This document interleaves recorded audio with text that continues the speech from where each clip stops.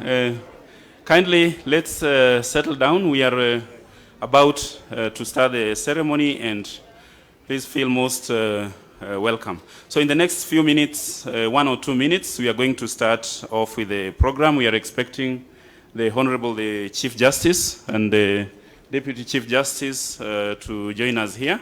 So I'll request the Director of Public Prosecutions kindly to join us here on the high table. I request Honorable C.S. Adan Mohammed, please join us here on the high table. I see the Chief Justice and the Deputy Chief Justice are making their way to the tent. C.S. Adan, please join us here.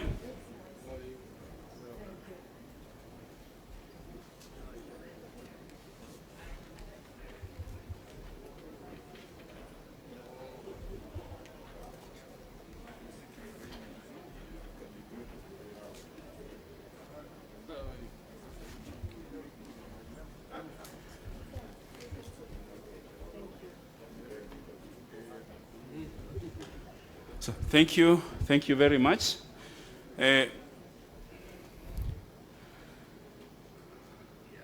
Thank you very much. So maybe before we start, we'll start off with an opening prayer, and I'll request Lady Justice Jessie Lesit to come and start us off with an opening prayer. Welcome, Judge.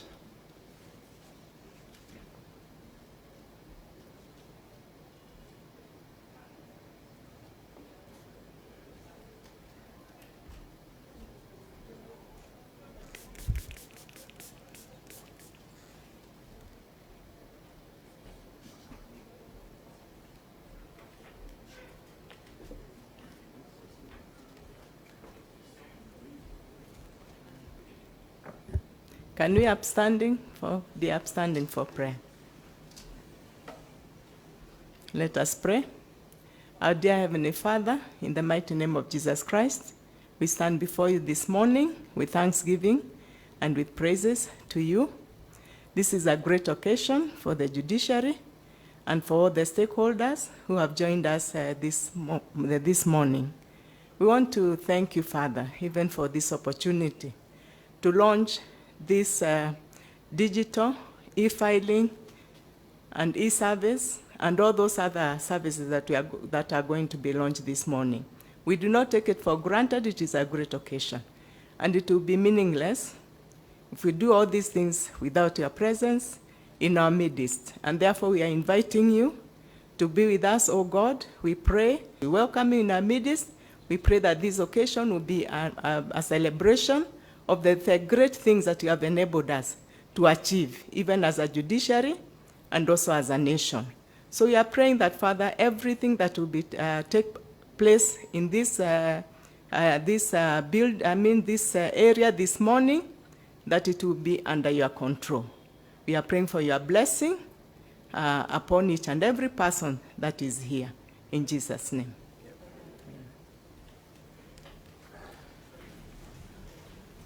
Sorry, maybe we'll remain upstanding for the national anthem and the East African anthem before we proceed.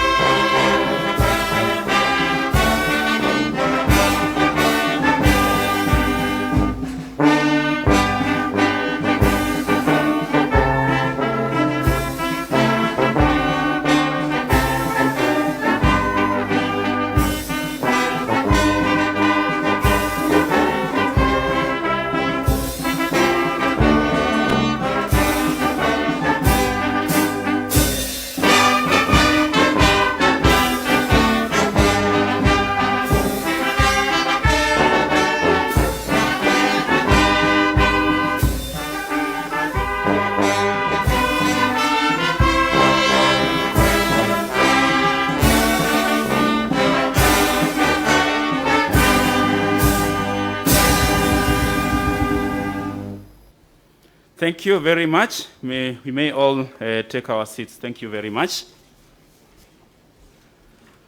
So I take this opportunity to welcome you here today to the launch of the e-filing registry that will be presided over by the Honorable the Chief Justice. And mine is to take this preliminary opportunity to welcome everyone to this function.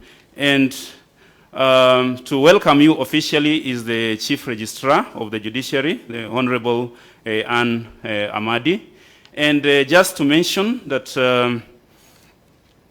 I hope you've received copies of the program, and the order of speaking and the order of events are listed there. Kindly read through and see the order of proceedings of the day. We will announce aspects of the program as we proceed, but for now, to start us off formally, I will invite the Honorable Chief Registrar of the Judiciary to officially welcome you to the Supreme Court and the Judiciary, and to officially get us started off with the program. Welcome, CRJ.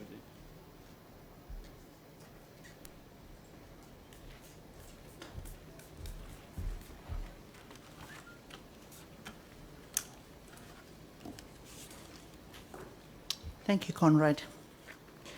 The Chief Justice and President of the Supreme Court of Kenya, Justice David Kenani Maraga, the Deputy Chief Justice and Vice President of the Supreme Court of Kenya, Honorable Philomena Mwilu, Honorable Commissioners of the Judicial Service Commission here present, Cabinet Secretary, East Africa Community and Regional Development Affairs, Mr. Aden Mohammed, Cabinet Secretary, Ministry of ICT, Mr. Joe Musheru, the Director Public Prosecution, Mr. Nurdin Haji, Your Excellency Franz McCann, Ambassador of the Kingdom of the Netherlands to Kenya,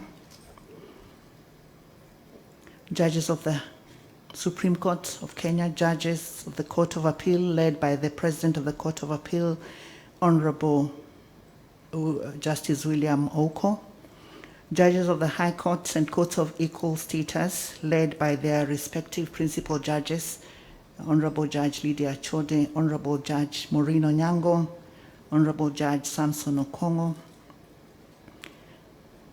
the CEO is EACC, Mr. Twalib Barak,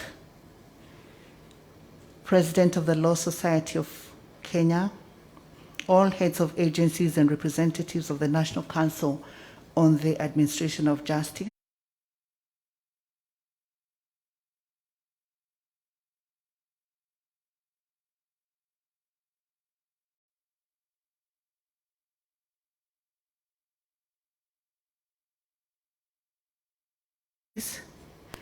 judicial officers, registrars, staff, distinguished guests, ladies and gentlemen, good morning.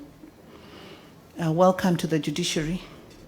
It's great to have all of you here this morning. Thank you very much for joining us. This is an exciting day for us as we celebrate the launch of the e-filing system in our Nairobi courts. Today marks a major milestone in the transformation of the judiciary, a journey which began in 2012 and which identified information and communication technology as an important transformation pillar.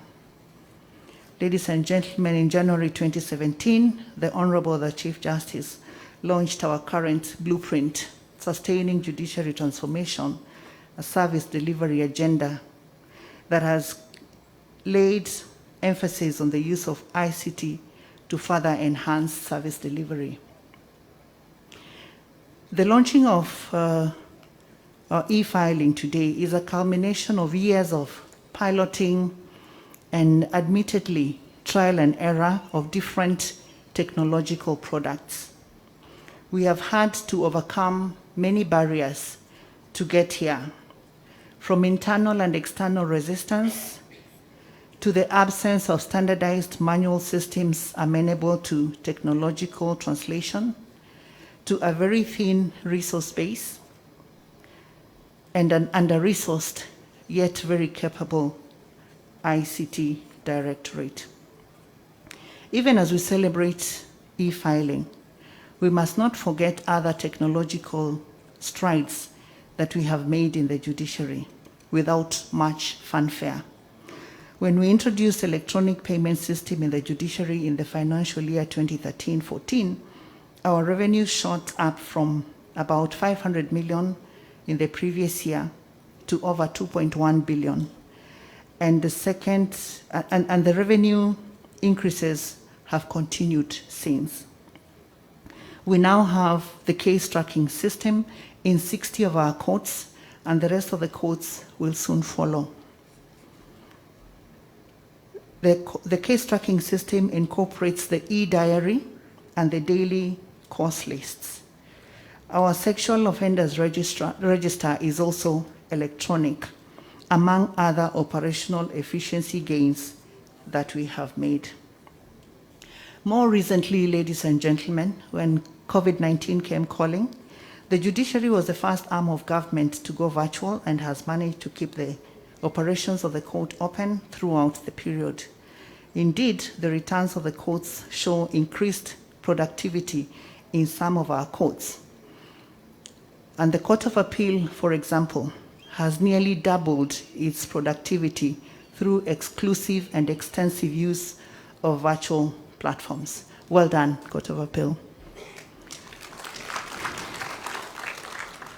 Honorable Chief Justice, distinguished ladies and gentlemen, the success of the e-filing system is the business of all court users.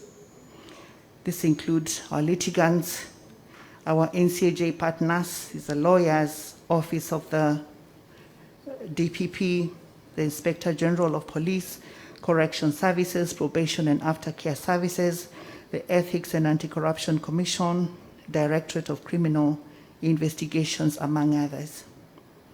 And this requires that we purposefully and intentionally commit our efforts and build synergies that go beyond the judiciary to all the other actors in the justice sector. The judiciary will ensure to carry everyone along. We thank all the NCAJ agencies for all their support and cooperation so far. May I take this early opportunity to congratulate the ICT team, ably led by Mr. Stephen Ekelang, for the effort, diligence, and commitment demonstrated in making e-filing as well as other ICT initiatives a reality for us. I also wish to appreciate Honorable Justice Gatembo Cairo, Chair of the Judiciary Integrated Case Management System Committee, and his entire team for the strategic guidance and tireless efforts that have led to what we are witnessing here today. I want to thank the Honorable the Chief Justice, the Honorable the Deputy Chief Justice for their leadership and commitment to a more efficient and effective judiciary. May I also register my appreciation to our partners, our development partners, including the World Bank under the JP project, IDLO, UNODC, among others, for all the contributions towards the technological advancements in the judiciary. Once again, I welcome you all to the judiciary. Thank you for coming. May God bless us all.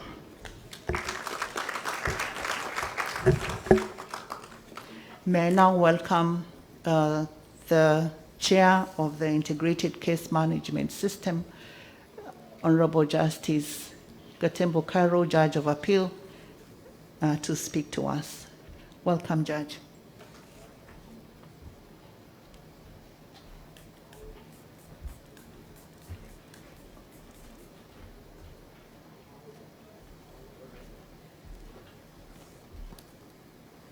My Lord Chief Justice, permit me for purposes of time to adapt, copy and paste the protocols as pronounced by the CRJ.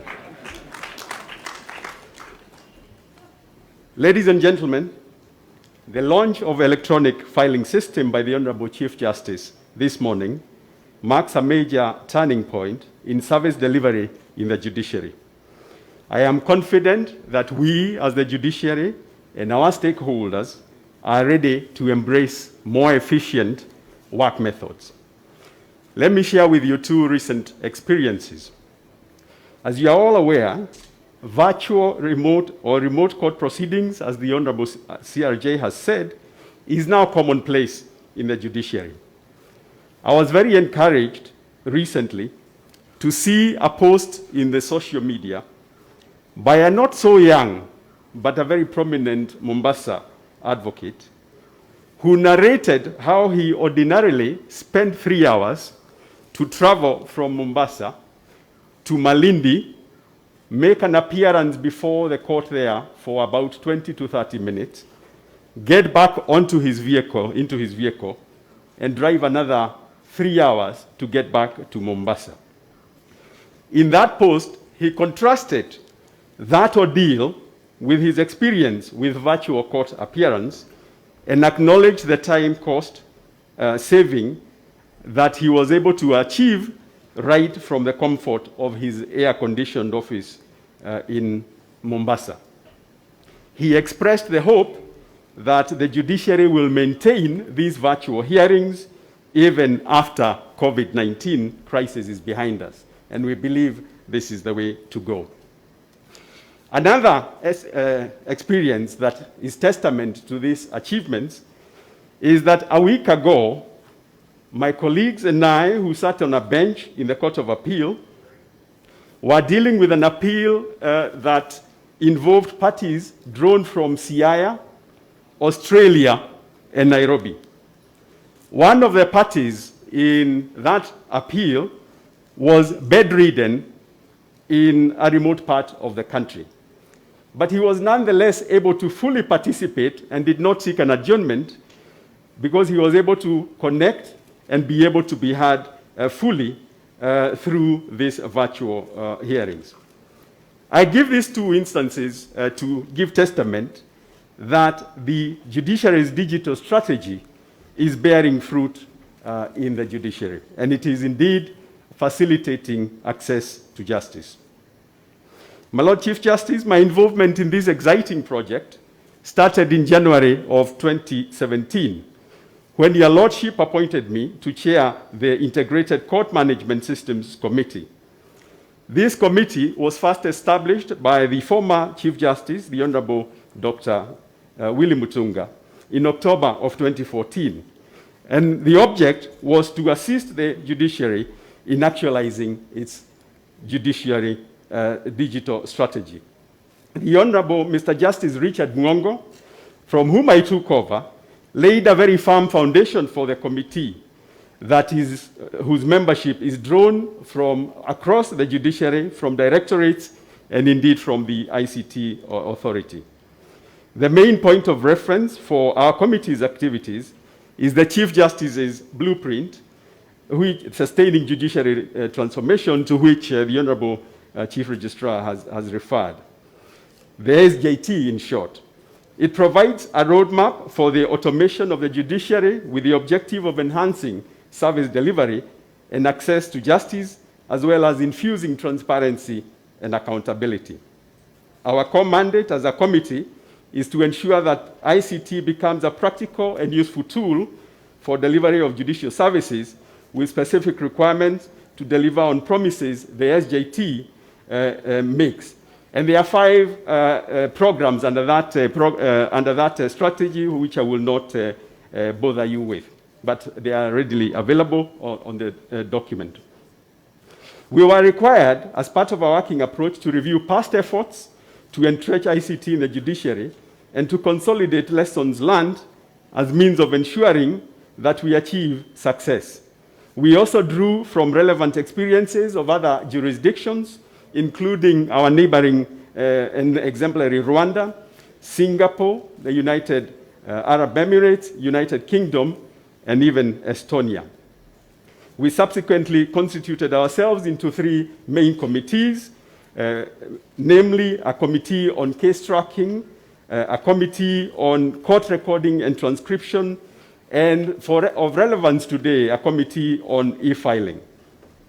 The case tracking system committee was headed and is headed by the Honorable Registrar Judy Omange, who has overseen its activities and its growth, and it is now covering over 60 court stations across the country.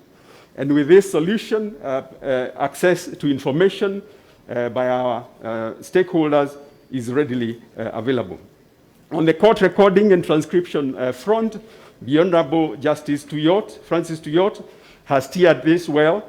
We currently have 6 operational courts in the commercial division of the High Court. 32 courts are in the process of being outfitted, and it is expected that the remainder of the courts throughout the country, over 600 of them, will ultimately get this solution in place. In reference to the e-filing subcommittee, which was initially chaired by the Honorable Mr. Justice Fred Ochieng, who was then the presiding judge of the Commercial and Tax Division, and which is currently chaired by the current presiding judge of that division, Honorable Justice Mary Kasango.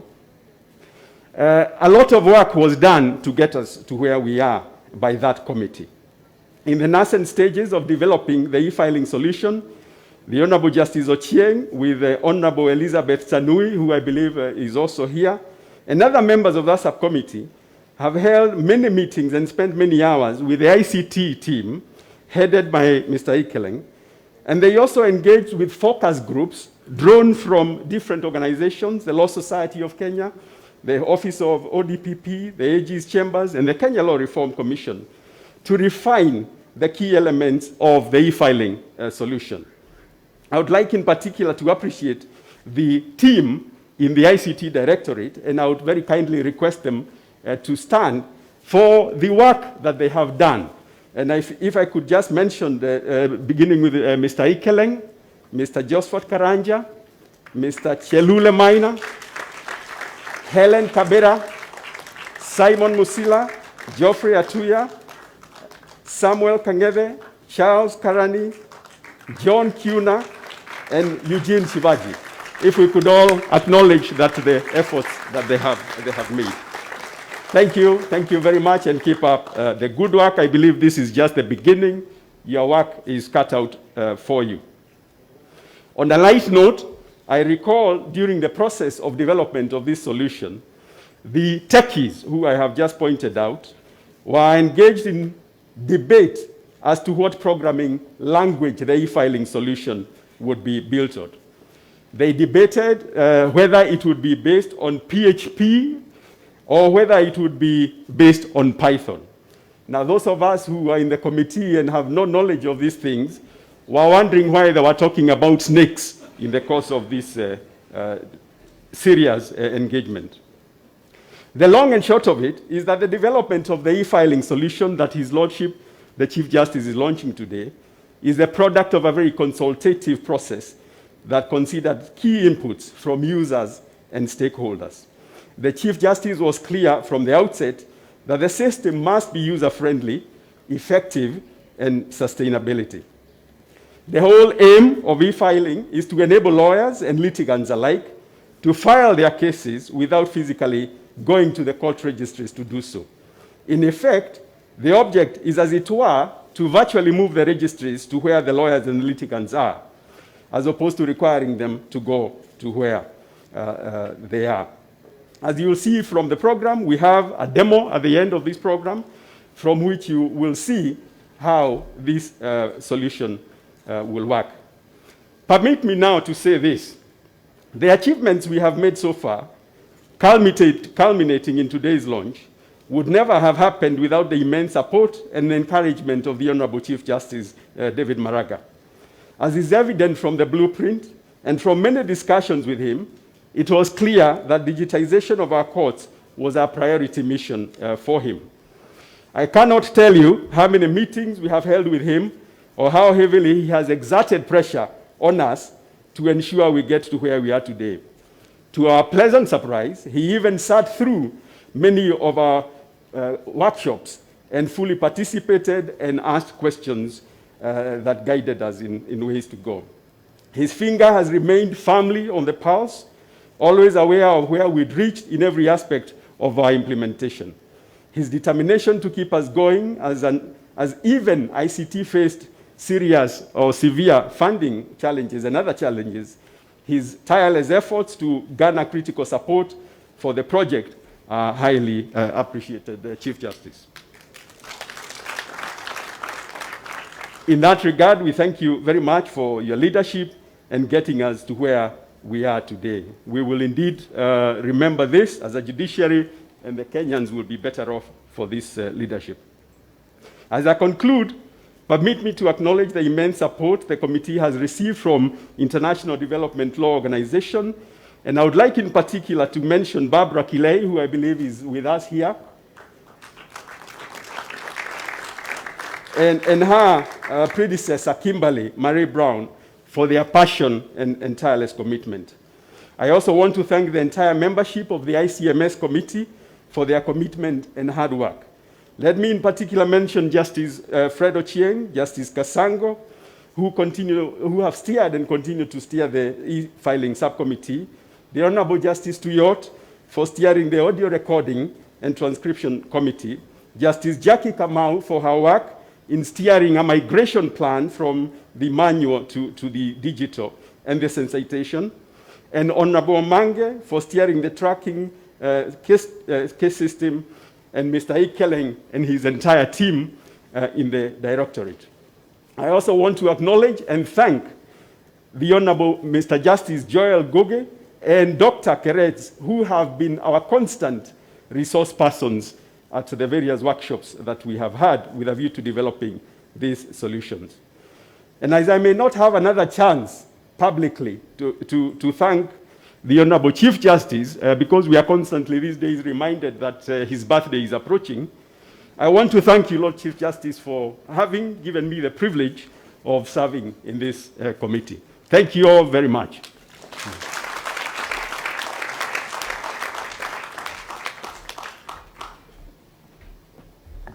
Thank you very much, Judge Gatembo, for your remarks, and we appreciate what you have done for the institution. Our next speaker is Charles Mutinda, the Deputy Chief State Counsel, representing the Attorney General. I don't know if he's here yet. Okay, he is not yet with us here. May I also acknowledge the presence of the Permanent Secretary, Ministry of ICT, Mr. Jerome Ochieng. Welcome, PS. And as we wait for Mr. Mutinda to join us, it's now my pleasure to ask the President, Law Society of Kenya, Nelson Harvey, to address us. Welcome, Mr. Harvey.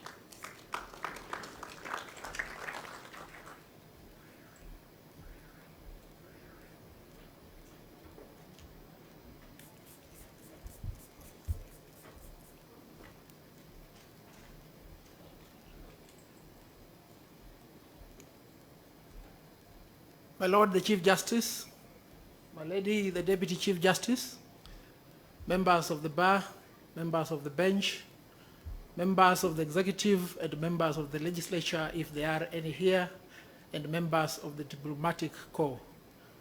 Good morning. May I please have my counsel upstanding so that I just acknowledge you before we proceed. With me here, together with Nairobi branch be upstanding. With me here are my council members, starting from Nairobi branch, the chairperson, Mr. Eric Theory, the vice chairperson, Madam Helen Namesi, a upcountry representative for the main office, Madam Esther Ngawa, Nairobi representative to the council, Madam Faith Odhiambo, Nairobi representative to the National Council, Madam Eileen Aluso Ingati, Nairobi representative to the main council, Madam Caroline Mudeu, and my very able vice president from Alliance Gauss, Madam Daudi Kamente.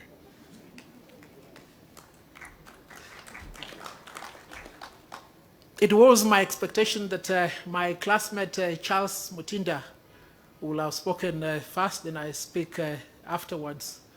It is a demonstration that Mwalimu Kairu Gatembo, that your students have grown of age. If Charles Mutinda, my classmate, will represent the Attorney General, then I don't know who I'll represent from this side, but I think I represent all of us here. It is said necessity is the mother of all invention. I don't know whether they will say fortuity is the father of all regression. My Lord Chief Justice, I remember on the 15th of March 2020, I was traveling from Eldoret. Then I was notified that an urgent meeting of the NCAJ had been called. And I didn't make it in time, but what transpired then was the scaling down of the operations of the court. It is the COVID pandemic that caused the scaling down of the court. And may I take this opportunity to thank all the players who are behind this project for ensuring that we have innovated within the confines and the limitation of this pandemic. I do not know whether we'll have been able to do this were it not for the pandemic, because there have been numerous attempts to digitize the court process, but all have not succeeded. Yesterday night, as I was drafting my speech, because I always draft my speech at night, and I don't have a printer at night, it came to my mind that I must acknowledge many who have distinguished themselves in the era of e-digitization in court. I will start with my civil procedure teacher, Kairu Gatembo. I remember from the first time he sat as a judge of the Court of Appeal, I did not see him with a pen and a piece of paper. He came to court with a MacBook. May I also acknowledge several judges of the High Court. I will start with Honorable Justice Mary Kasango, who is very industrious in the management of our course list. Often we see over 20 matters on our course list, and I can tell you without any fear of contradiction, she clears them effectively. May I also acknowledge Justice Francis Tuyot, who has ably managed the commercial division, and in that regard, may I also acknowledge Justice David Majanja. We have experienced several teething problems insofar as transforming from the analog to the digital platform in court is concerned. Often you hear of this common phrase, "My lady, can you hear me? Can you see me?" Yesterday, somebody posted on Twitter that he had been waiting in the virtual court for almost 4 hours. And when his time came for the client to take plea, the link from the police station just got lost.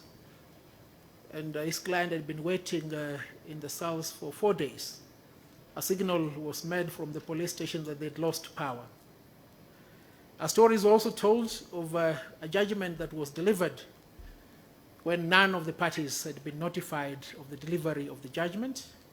None of the parties attended. These, my friends, are some of the problems that we need to deal with. And we must deal with them because we're not the first ones to innovate. Alexander Fleming took the opportunity of coming up with penicillium when we didn't have an antibiotic to take care of medical problems. Graham Bell came up with the telephone when there was need for us to communicate very well. Valentino Tereshkova went to space when there was need for man to discover what is in the outer space. Lord James Richard Atkin came up with the duty of care principle when there was need for us to define how to relate with each other in the society. My Lord, the Chief Justice, I don't know whether you are the father of fortuity or whether you are the mother of innovation, but I think this is a perfect opportunity for us to create for you an enduring legacy insofar as e-registry is concerned and so far as e-courtroom is concerned. as the Law Society, will be here to ensure that we develop this system so that it benefits everybody, members of the bar, members of the bench, and the entire public optimally. Often we will criticize you, often we'll compliment you. Take all this in stride, because it is our responsibility and obligation not only to protect the independence of the judiciary, but also to hold you accountable. No wonder, therefore, Mr. Justice Sam Okongo, a few weeks ago, when we were contemplating on how best to make this system work, I told you, you can see at the background of my office, it's more elegant than yours, and I don't need to come to your court. My Lord took profound umbrage, but I think that was an indicator that we needed to do the correct thing. Because the opulence of this building, perhaps, is the reason as to why we have never innovated before. And the need for us to work from the locality of where we may be found at whatever particular point in time could be the reason as to why this noble project is being launched today. May I also take this opportunity to speak to the executive through the Cabinet Secretary, Adan Mohamed. Adan Mohamed, I will kindly request you to convey our request to the executive, and in particular to the President of the Republic of Kenya, to ensure that the judiciary is adequately funded so that this noble project is sustainable, so that this noble project benefits the members of the public, makes access to justice effective. At the same time, may I also make a plea that we come up with a bill which will ensure that this project is given a proper legal framework, because there is a possibility of e-registry and e-courtroom being abused. And we've seen it in the recent past, how the freedom created in the internet space has been abused. Judges, advocates have been the subject of castigation, attack, and vilification through the social media. I'm sure soon enough judgments will start appearing in the social network, which have been doctored because of the limitations that we have when we have to conduct the business of the court through a judicial platform. It is therefore incumbent upon us to put in place a proper framework in law to ensure that this system is not abused. My Lord Chief Justice, it looks like everybody is wishing you happy birthday in advance. I may not get you an opportunity to congratulate you for the service you've rendered to the Republic of Kenya for the entire period of time that you have been the Chief Justice. At the beginning, I was one of your biggest supporters, I must acknowledge. At one point in time, I was also one of your greatest critics. But at this point in time, my Lord Chief Justice, may I confirm to you that the demands of the moment require that we work in unison. I can therefore guarantee you the unwavering support of members of the bar in ensuring that the remaining term of your service to the judiciary is conducive. In the event that there will be need for us to speak, we will speak. In the event that there will be need for us to act, we will act. Because it must always be remembered that one is first an advocate of the High Court of Kenya before he becomes a magistrate. One is always an advocate of the High Court of Kenya before he becomes a judge. It is therefore our responsibility, members of the bar, to ensure that this institution of the judiciary is protected. As Lord Denning said, it is not upon them to speak, because if they were to speak, they are likely to be misinterpreted. But you and I have the right to speak, and we must speak. And it's for this reason, therefore, that we'll continue speaking, indicating to you the areas that require change, the areas that have been perfected, insofar as e-filing and e-court is concerned. Today marks 100 days since I assumed office. It is therefore a day that is special to me. It is therefore a day that is special to the bar, and also to the bench, because I've been able to recruit a few members of the bench into the brave new bar. In the Court of Appeal, I'm told Justice Moinoti is brave. Welcome to the brave new bar, my lord. Esther Ngawa, bring the books. In the Court of Appeal also, I must acknowledge that Justice President William Ouko has been recruited to the brave new bar. Don't feel isolated. The brave new bar is available to everybody. My lord, the brave new bar came into office on the 27th of February. We have documented those who participated in that exercise, and I would like to present to you this album before I exit the stage.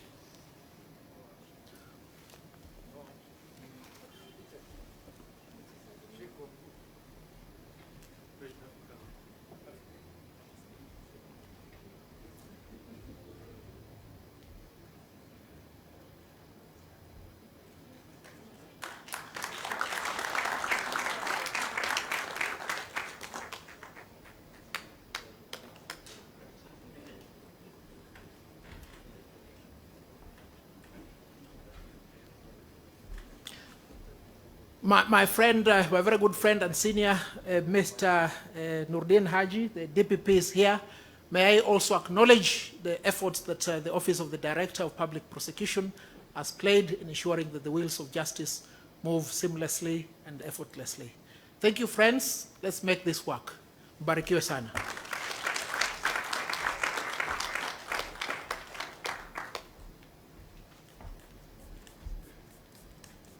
Thank you very much, Mr. Harvey, for those remarks. We appreciate the support we have received from the Law Society of Kenya. As at yesterday, 5 o'clock, 197 advocates had filed cases through the e-filing platform, which is a great thing, and we hope that from today, everybody will be on board. Thank you very much. It's now my pleasure to ask the Director of Public Prosecutions, Mr. Nurdin Haji, to address us. Mr. Haji, please.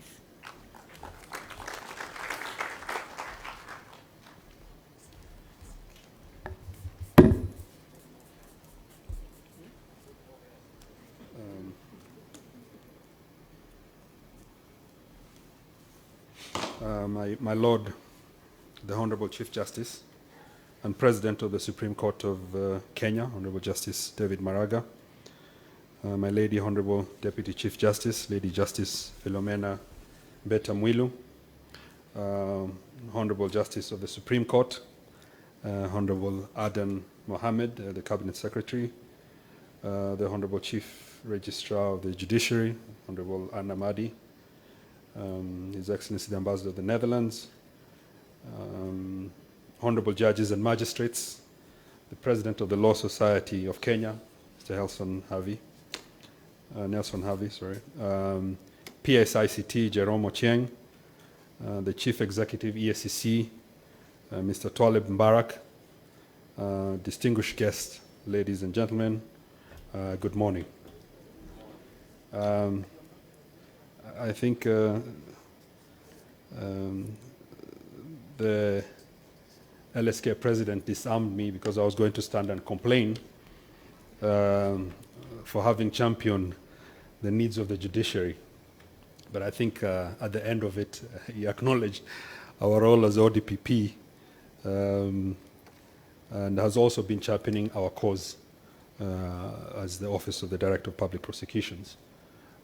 Because indeed, through the criminal justice system, if we are not able to work seamlessly, and we are also not able or enabled, then the judiciary will also not be able to work efficiently. But thank you for acknowledging us.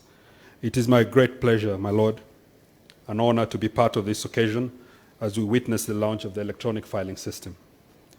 ICT plays a key role in the administration of justice. The ODPP therefore welcomes this timely launch of the e-filing system for the courts in Nairobi. The outbreak of the COVID-19 pandemic in the country in mid-March hastened efforts to incorporate the use of ICT in service delivery to Kenyans. This has resulted into a more technologically driven system, which is the new norm in service delivery today globally. Indeed, the judiciary, the ODPP, and other court users within the criminal justice systems have been using ICT platforms to file, conduct hearings, deliver judgments and rulings in line with protocols issued by the Ministry of Health in ensuring social distancing. Although the pandemic has brought about the faster adoption of technology-driven court processes, we also recognize that the adoption of technology is part of the judiciary's digital strategy, as enshrined in the Service Delivery Agenda 2017-2021, which is geared towards re-engineering the court processes through the adoption of ICT. The e-filing system by the judiciary will help increase and achieve higher levels of efficiency to all stakeholders. The process will save the time as court users will file their pleadings online as opposed to physically going to court premises. The benefits of e-filing cannot be overemphasized. It will lead to reduced chances of corruption, hopefully, and other related man-made challenges to the justice system. Of course, there will be other challenges as enumerated by President Harvey. This will enhance transparency and accountability, thereby building the public's trust in the entire justice system. Further, the automation and e-filing system will enable criminal justice actors to track court performances and files, resulting in faster case resolution, thereby reducing backlog.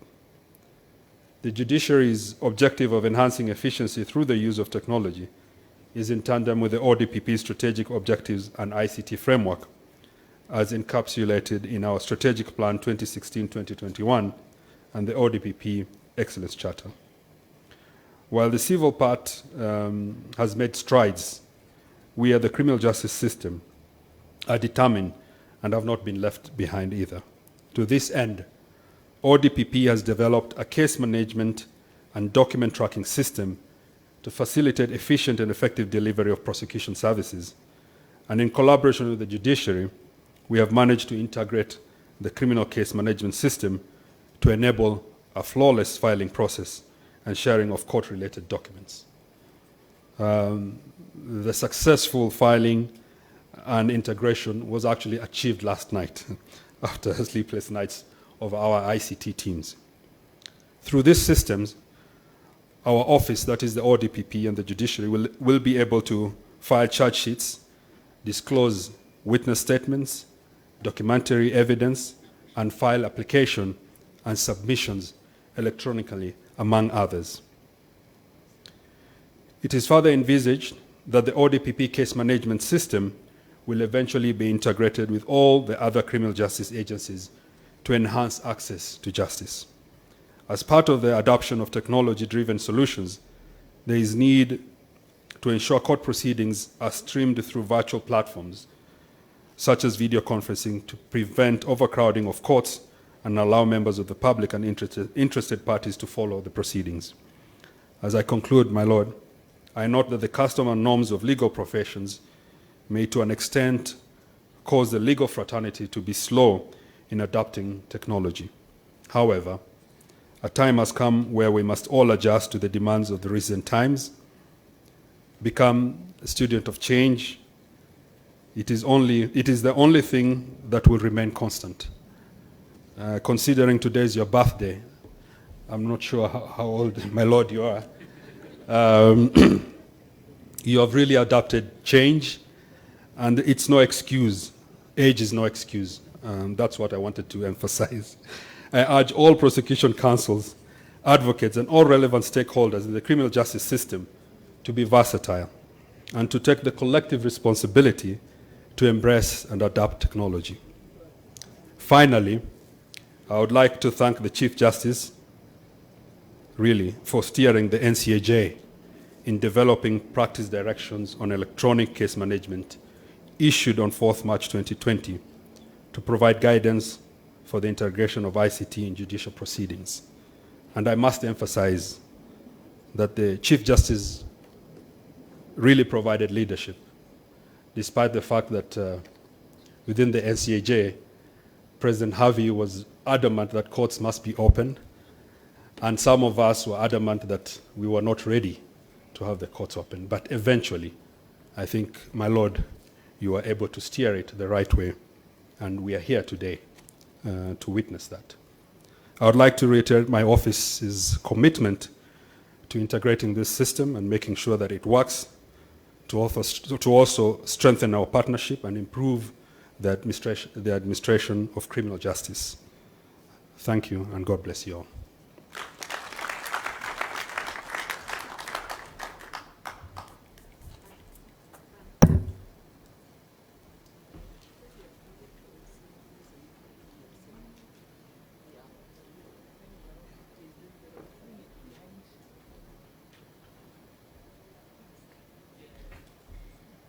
Thank you very much, DPP.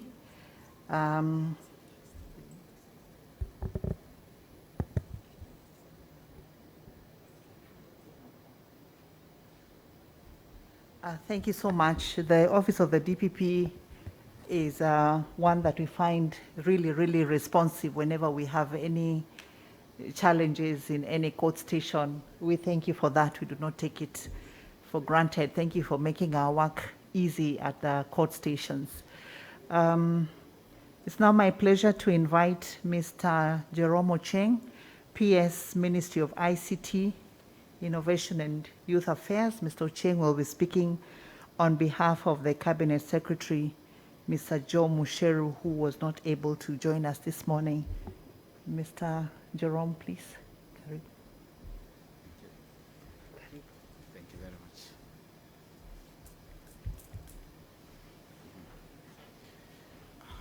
Thank you very much, Chief Registrar. To the Honorable Chief Justice David Maraga, Chief Justice and President of the Supreme Court, to the Honorable Lady Justice Philomena Mwilu, Deputy Chief Justice and Vice President of the Supreme Court, to the Honorable Eden Mohammed, Cabinet Secretary, to the Chief Registrar of the Judiciary, Honorable Anne Amadi, to Mr. Nuruddin Harji, Director of Public Prosecution, to Mr. Nelson Harvey, President of the Law Society of Kenya. All protocols observed. Ladies and gentlemen, good morning.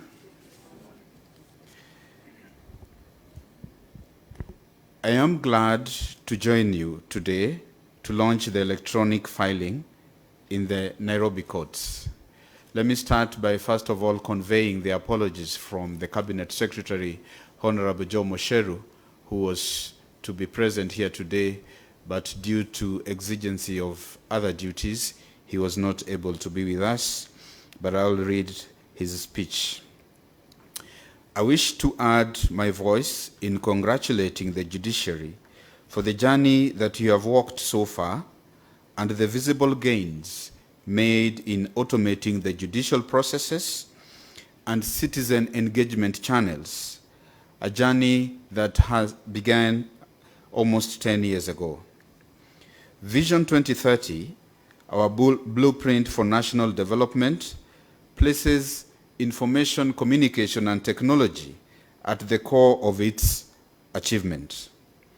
ICTs underlies all processes, and a good ICT system would assure that the attainment of the development goals in the blueprint.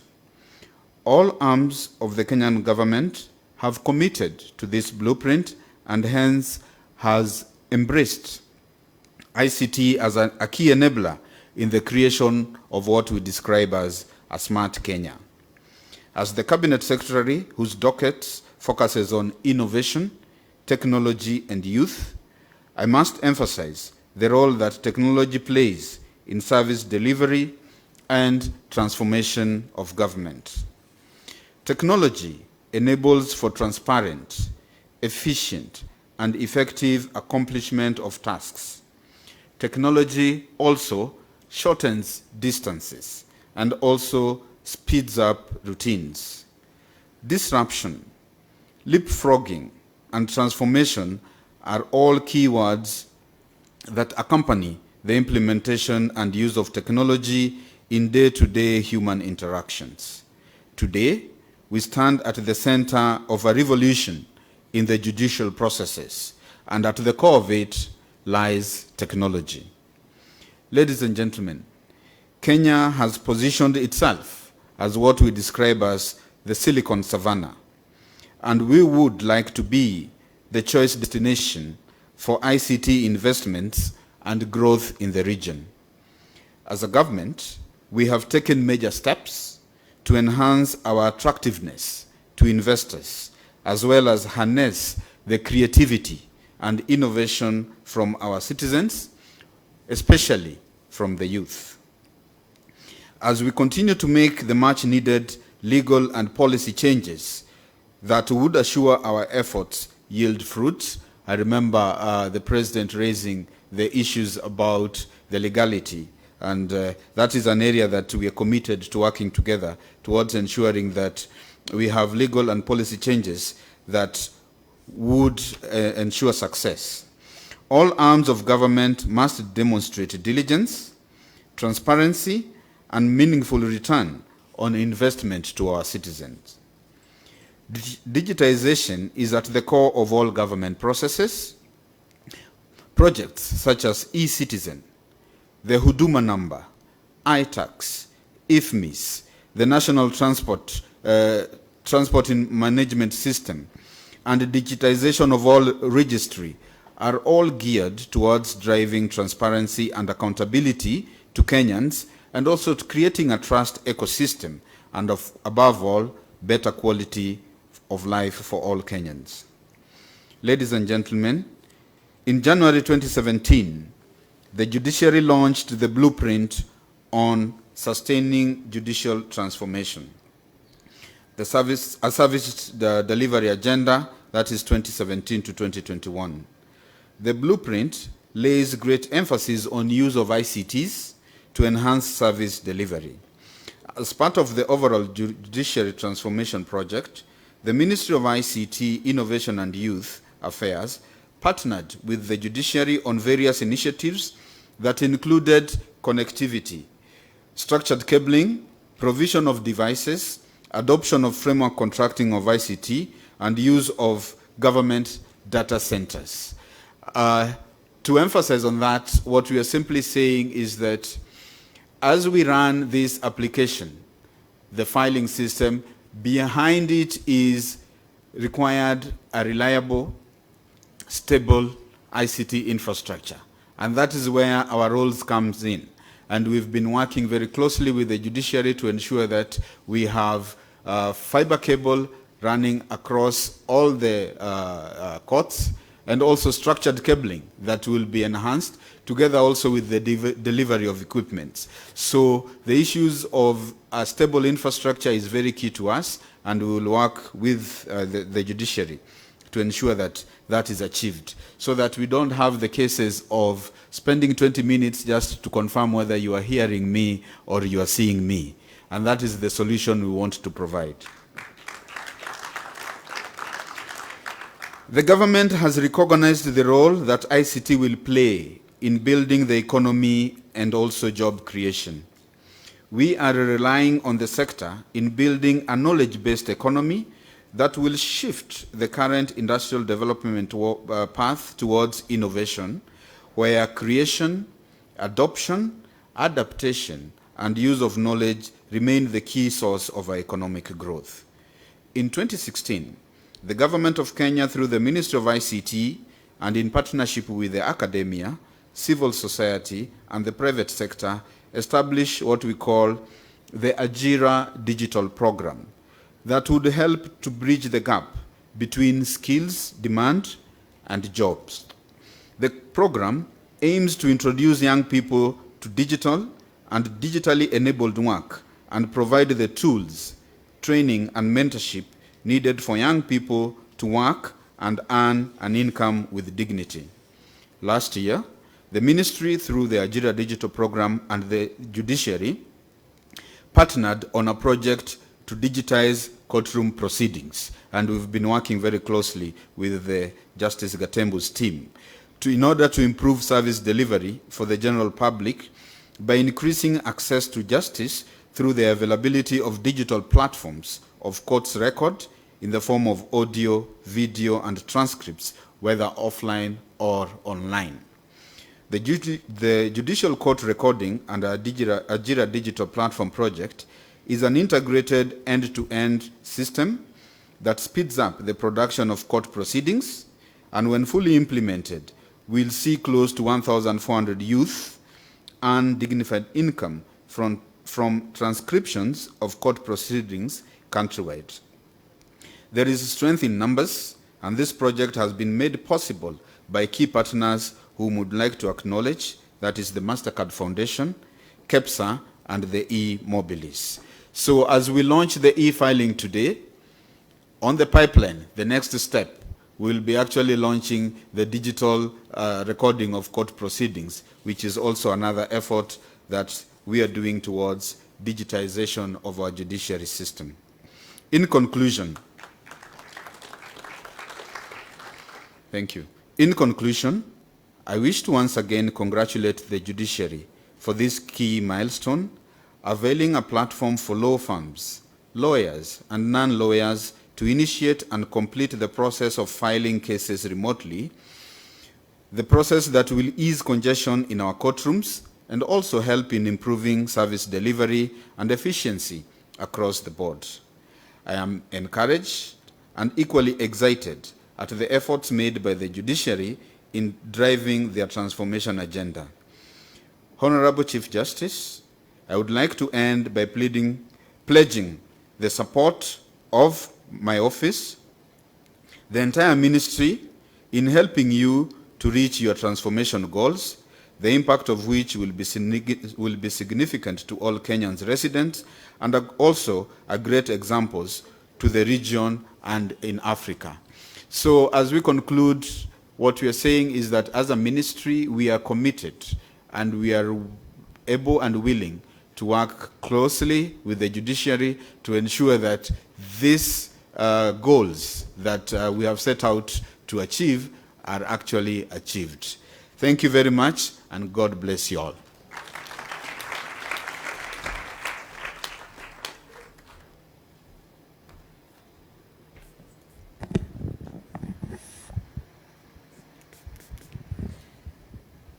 Thank you very much, P.S. Ocheng. We appreciate the journey that you've walked with us in all these initiatives, and we are grateful for the commitment that you all, and the assurance that we can continue to leverage on the resources that you have. We do not take it for granted. Thank you so much. It's now my pleasure to ask the Cabinet Secretary, Ministry of East Africa Community and Regional Development Affairs, Honorable Aden Mohammed, to address us. CS, please.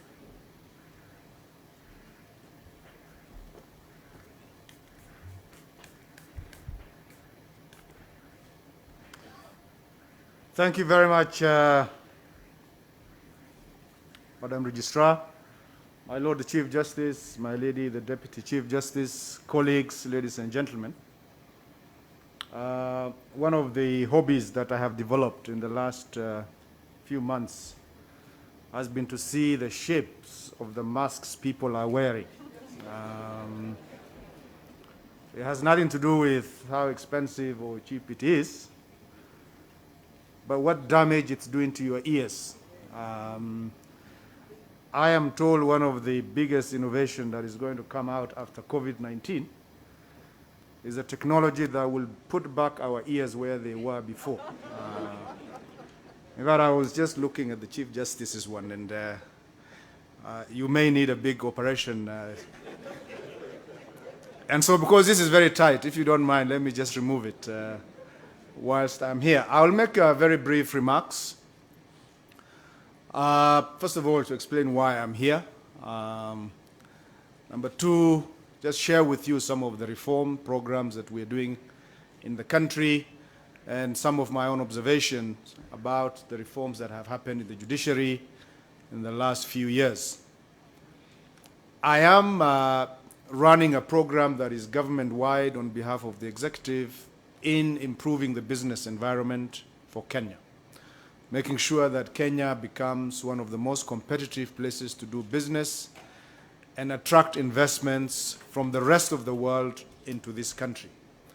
That exercise is a globally benchmarked exercise that is run by the World Bank, and they do check countries' competitiveness by ranking them against one another to see how friendly country A is in terms of doing business and where their relative positioning is.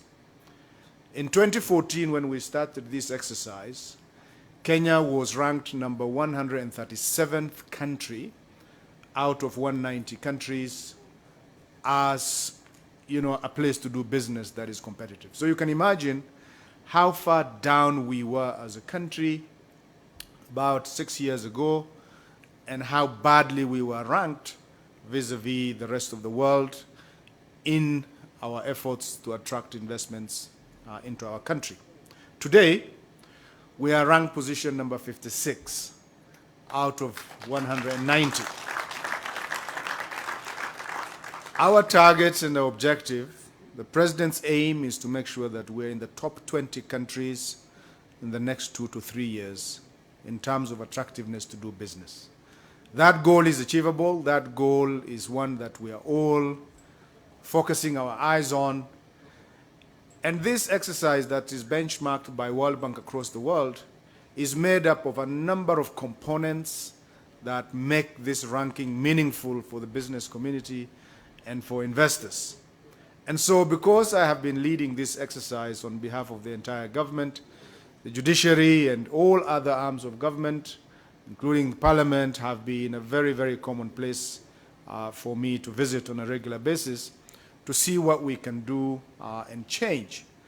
Now, let me just highlight some really big things that people may not recall, but that have made significant difference for us as a country in the journey towards making Kenya a much more friendly place to do business. Number one, in 2015, many of you may not recall this, we have launched a new Companies Act, replacing the 1948 Companies Act that was left here by the British. The old Companies Act was one that was geared towards supporting big businesses, looking after wealthy businesses, and very little focus on the smaller business. Today's Companies Act allows people to have one director, one shareholder.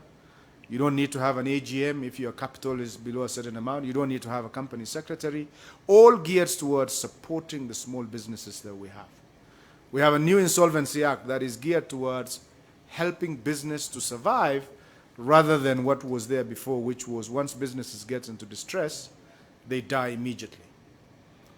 We have waived a number of fees, whether it's NEMA, National Construction Authority, the Kenya Plant and Inspection Service, KEFIS. A whole raft of fees have been waived. And many of you will recall, now that we are in the judiciary zone, all commercial cases that are amounting to less than 1 million shillings, we don't have to have to pay filing fees. That has also been waived, amongst many other fees that will continue to be relooked at by the government to see how we can make it an easy place for us to do business. Today, approval of plans at the City Council today is chaired by a private sector person. That, in 2 weeks now, we can have plans for approval for developments approved, and we have hitches here and there occasionally, but it's a journey that we have started, a journey that we want to see make Kenya a really, really attractive place for investors to do business. And whenever I talk to investors, I get asked two fundamental questions, amongst many other things, but the two heavy ones are, if I want to come and do business in Kenya, and I step on the wrong foot of big people, would I get punished for that? And I say, okay, I'll go think about it, but I write it down. The second question they ask is, if I get into a commercial dispute, will I get fair justice and justice quickly? These are what lawyers and their clients always talk about, and this is what people are always complaining about. It is for that reason that judiciary becomes a very important plank of this business environment, because if you think about it today, the entire banking sector have more than 500 billion shillings of disputes that are out there today that will end up in courts one way or the other. Now, and if people's confidence and if people's ability to get those things resolved quickly doesn't work well, then there's going to be a problem. And so as part of this exercise, the journey that we started with the judiciary in 2014, working with different people, have been really remarkable. Whether it is the launch of the alternative dispute resolution, where I understand we have now covered more than 20 billion shillings worth of cases that have been posted through that, whether it's waivers of court filing fees for commercial disputes that is happening, whether it is introduction of small claims courts, a lot of changes have been happening. And of course, today we are here to witness a really significant milestone in filing electronically for cases. I had the opportunity to visit the registry here in Nairobi, and I don't need to say a lot, but I think it was quite scary. The way things are done, the photocopying and the cost. And so what we're going to witness today, I think, has been really, really remarkable. And I just want to end by saying that this would not have happened without the dedication right from the top, and of course a lot of troops that have really taken their time to make these things work.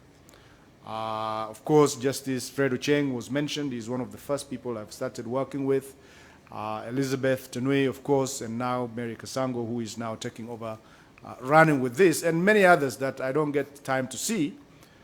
But the one person who, whenever I have, got out to reach out to make things work and, drive this forward, is the Chief Justice himself through his office.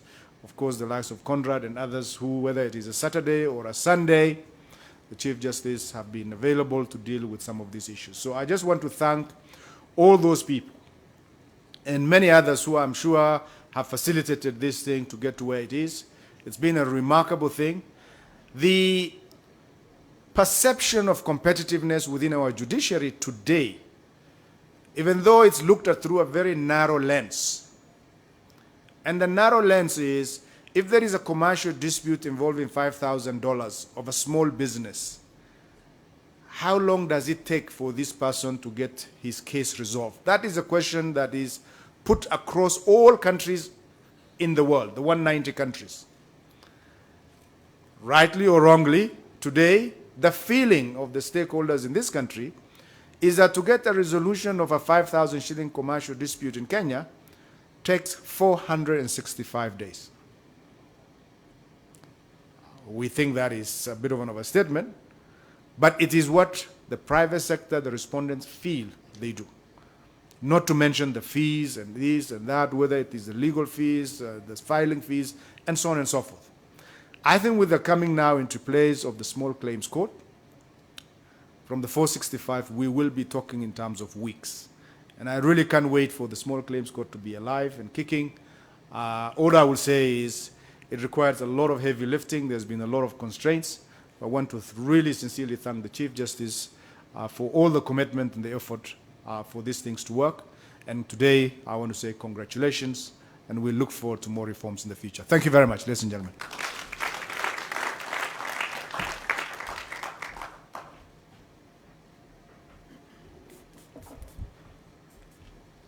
Thank you, CS, for sharing that information. I want to assure you that the judiciary will continue with efforts towards efficiency, and we believe that this, alongside other initiatives, will create justice outcomes that will make Kenya an attractive destination for business. Thank you very much for joining us.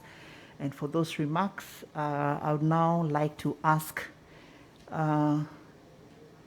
His Excellency Franz McCann, Kenya's ambassador, that's ambassador of the Kingdom of the Netherlands to Kenya, to come and address us. Ambassador McCann, please.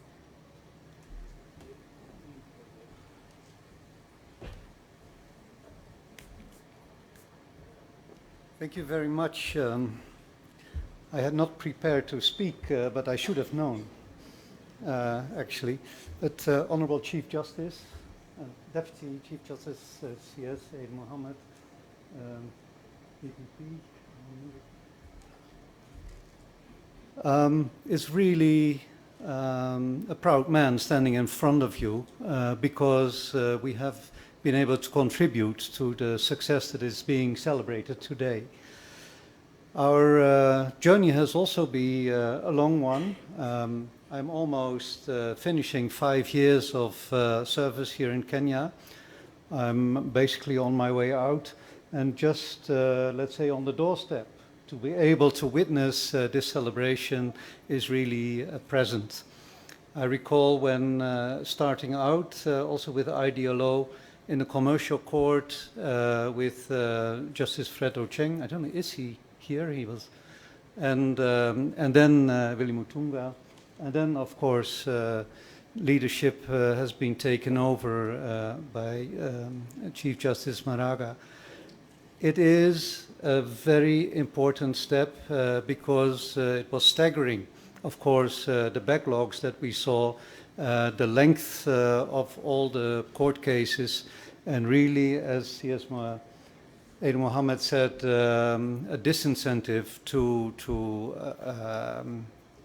many companies and investors. And I have actually witnessed cases in which new investors, new traders coming into Kenya were confronted with injunctions and called it a day and moved out again.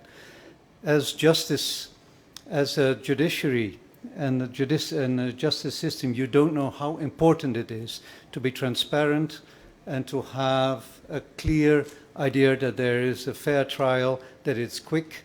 There's also now mediation, there are small courts, small cases courts. These are all very, very reassuring elements of the justice sector for Kenya also to move up on that doing business ladder of the World Bank, to which, by the way, also the Netherlands has contributed several years through the IFC of World Bank. So it's an important step. It's also nice to see, as was alluded to already, that when you're in crisis, like now with COVID, that modernization and a leapfrog issue like digitization is really helping to carry on with the work, which was not possible before. Then everybody can see the benefits of this system. And I'm really heartened by all the speakers we've had so far, that they basically pledged their cooperation and their support to the whole digitization, because it is the way also to make this quick step up in, let's say, doing justice, but also in doing business, which basically also post-COVID will be the biggest challenge to get Kenya back on its feet once we're going back to a kind of a normal. It's also my opportunity, let's say last opportunity probably, Justice, Chief Justice, to thank you for your leadership, for the way you have really led this process in a very good way, so as to be able to celebrate in Corona times this success.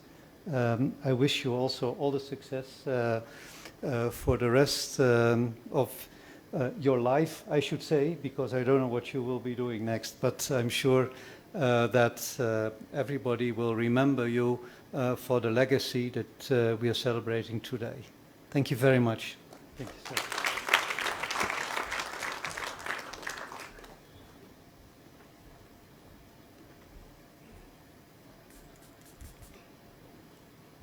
Thank you, Your Excellency. We appreciate all the support we have received from the embassy, not just for this, but other strategic areas as well. And as you leave, we hope that we'll get another opportunity to interact at a different level in different capacities. God bless you. It's now my pleasure to ask a representative of the Judicial Service Commission, Professor Olive Mugenda, to speak to us. Professor, please.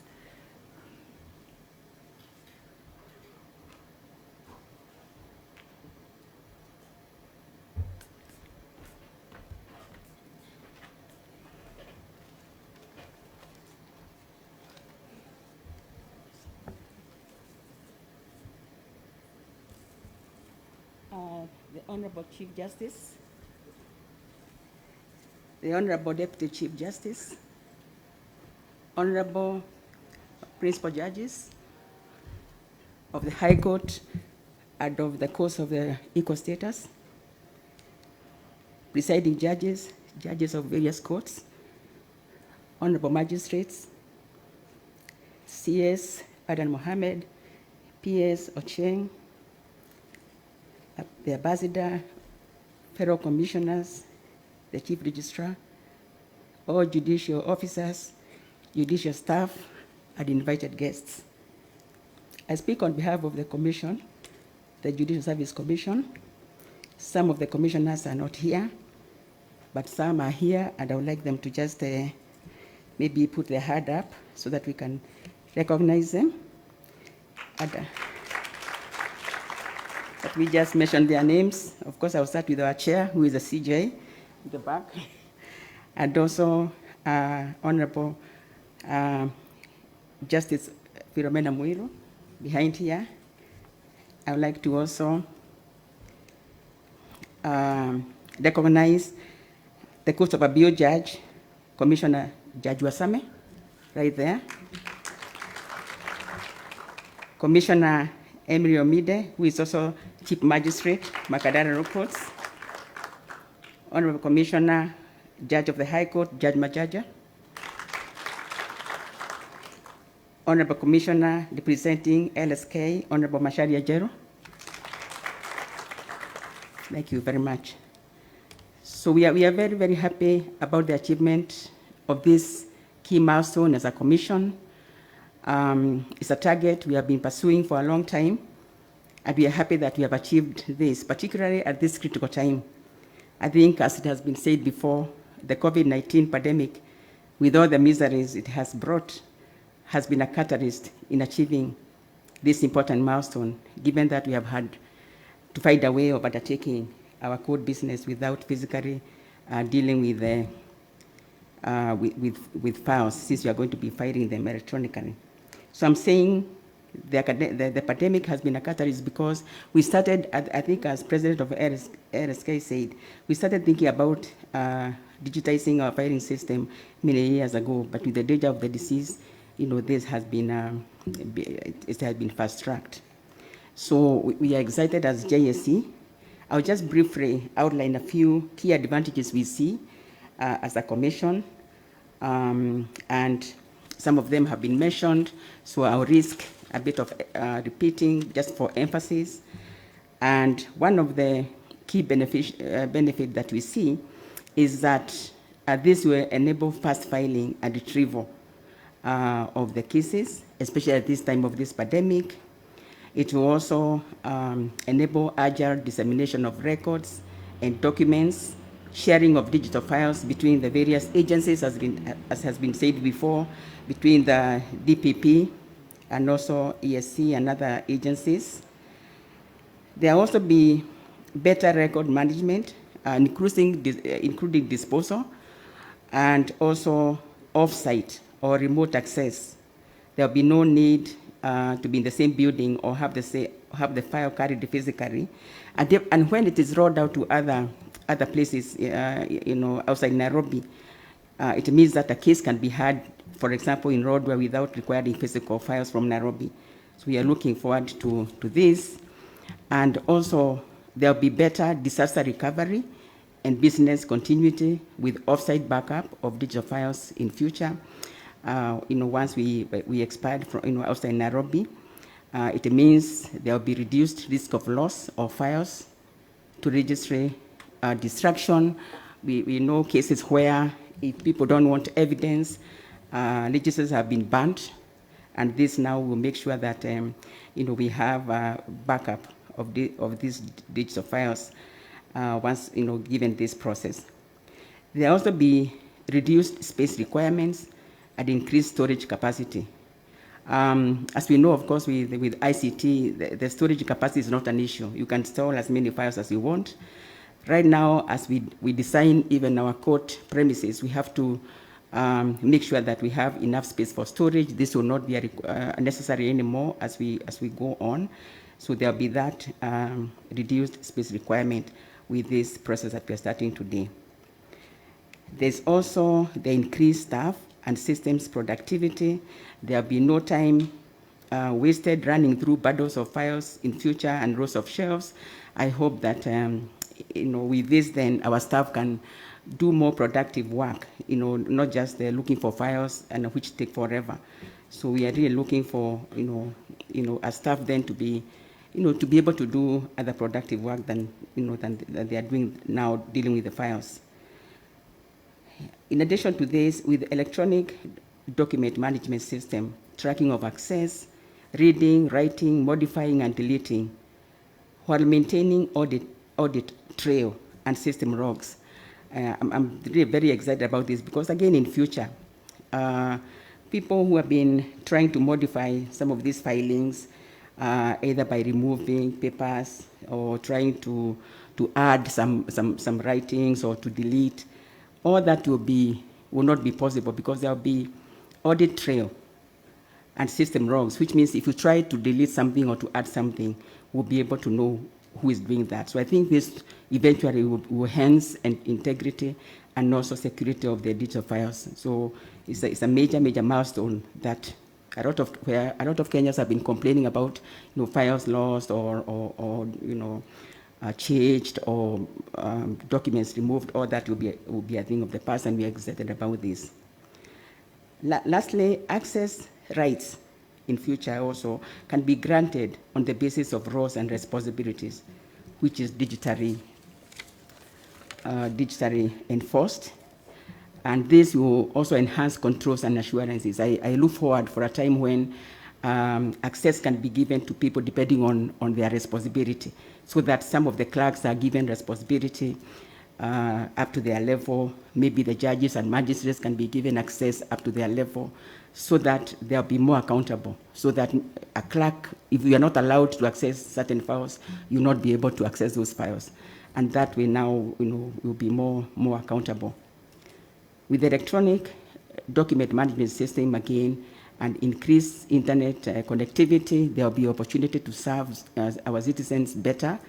And, as we have said before, this will really help us do what we're supposed to do, more efficiently. But lastly, for the staff, I know sometimes staff members, when there is improvement, especially ICT, they get worried that maybe they might lose their jobs. What will happen if you are not? Are we going to be needed anymore? And for me, on behalf of the Commission, is to just assure them that this does not affect their jobs. All they need to do is to make sure that they enhance their skills in knowledge management, data analysis, information science, and all that, and so that they can do their work better. So there's no danger of saying, oh, now ICT is going to make us lose our jobs. That will not happen. As I said, even us as Commission and as Judiciary, we are going to make sure that they get the relevant training so that they can do this efficiently and of course, still secure their jobs. So I would like to just, on behalf of the JSC, thank again all those who have been working behind the scenes, working very hard, all the committees.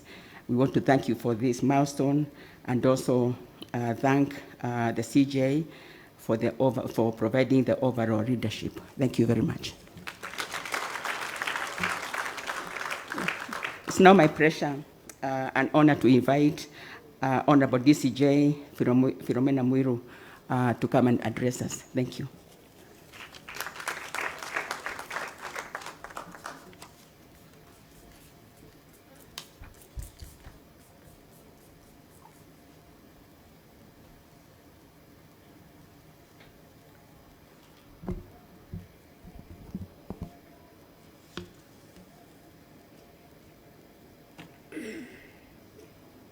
The Honorable the Chief Justice and President of the Supreme Court of Kenya, the Honorable Mr. David Kenani Maraga,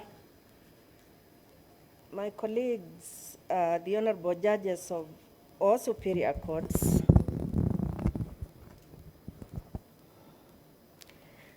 my colleagues at the Judicial Service Commission, fellow commissioners present, the Honorable the Chief Registrar of the Judiciary, the honorable judicial officers here present, the judiciary staff, the Honorable the DPP Nudin Aji, the Honorable Mubarak from ESCC, our development partners, invited guests, ladies and gentlemen. It is still good morning, just a few minutes to leave that part of the day behind us, and therefore good morning to all of us. I am delighted to join us today as we officially launch the electronic filing of cases at the Nairobi courts. It is an important milestone for the institution and key components in the judiciary digital strategy as contained in the Honorable the Chief Justice's strategy. The document, the principle,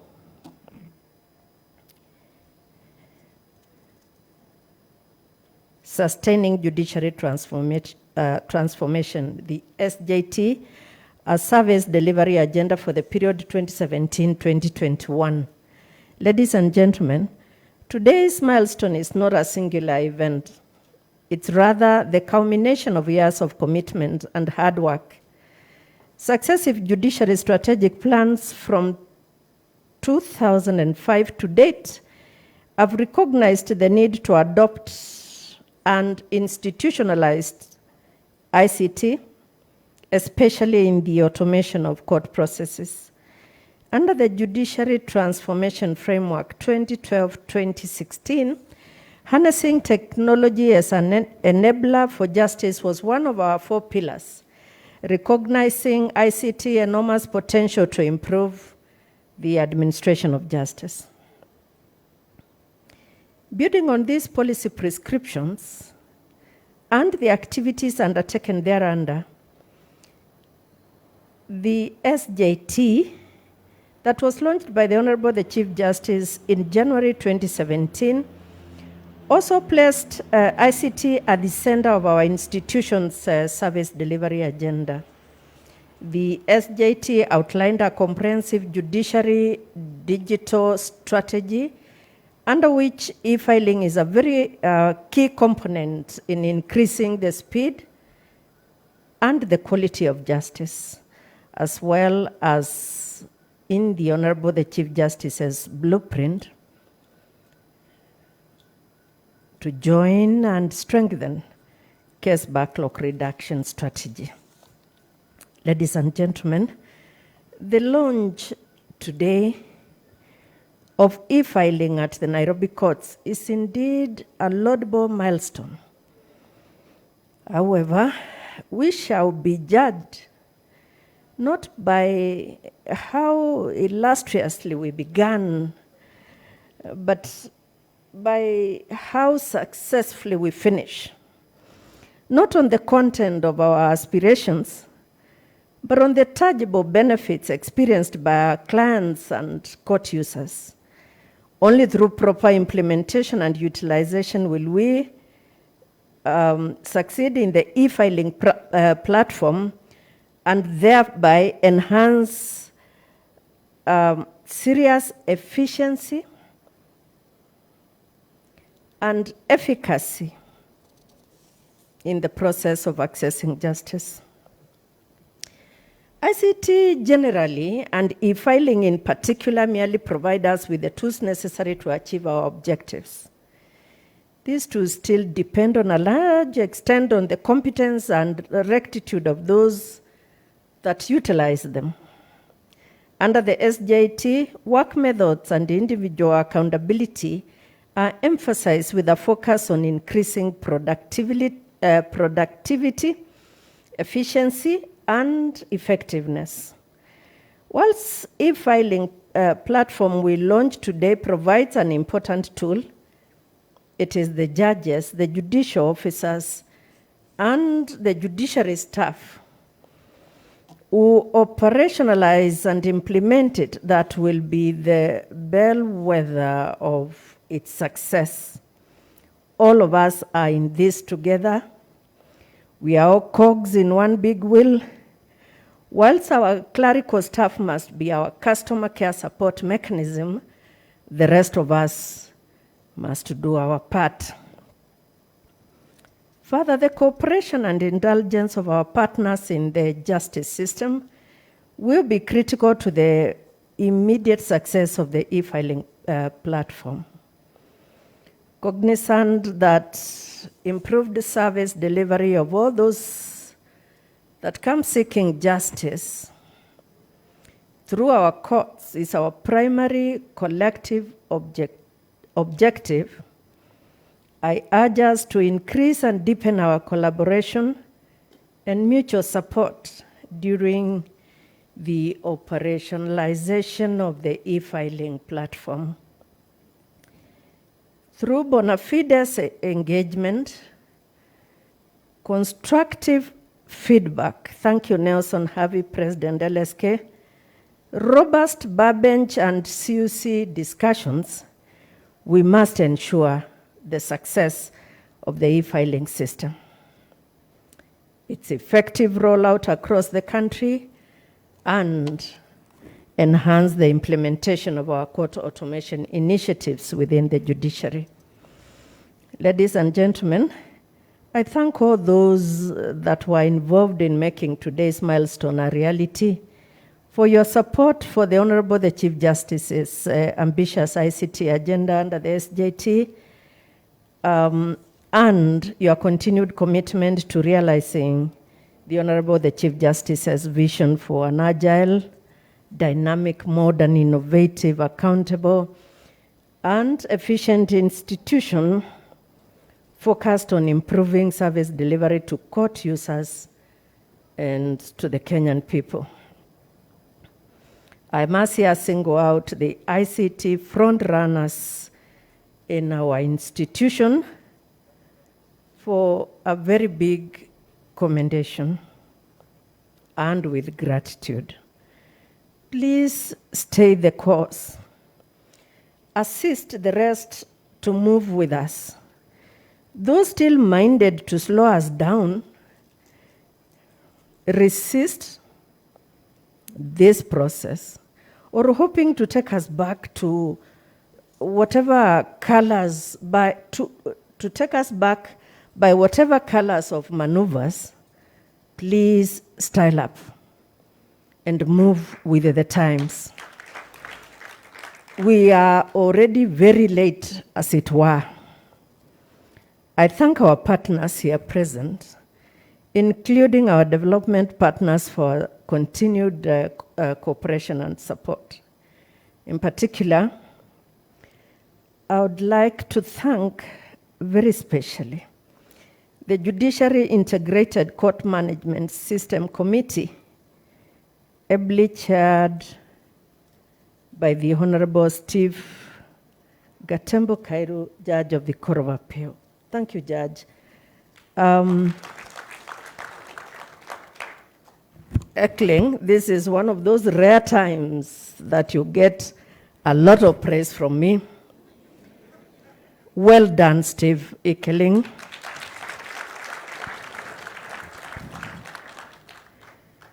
You and I know what the Chief Justice has taken us through the last few months. He didn't call a meeting on Saturday, but he called us to meetings on Sundays. He called us to meetings very early in the morning. We would start at 6. He called us to meetings in the evenings. Well done, and thank you for bearing with the Chief Justice. I've worked with him since 2011. I never saw more passion than during this ICT time. I urge us to double our efforts and commitments towards the realization of the objectives in the judiciary digital strategy. but my people at the judiciary, we have just begun. We can no longer go back to being analog. We must continue and seriously institutionalize this digital era. We must. We don't have a choice in the matter.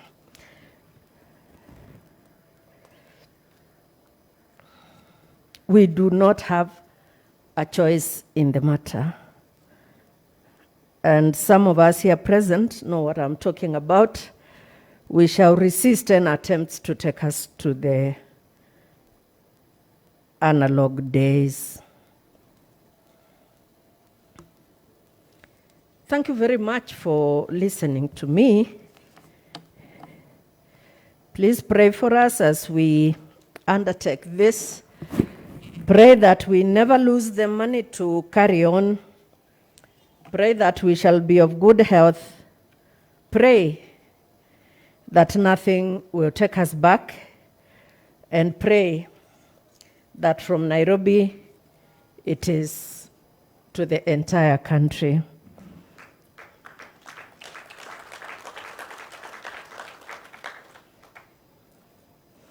It's my pleasure, the Honorable the Chief Justice, it's my privilege and my duty to now call upon you, Honorable Chief Justice David Kenani Maraga, to please come and launch your baby.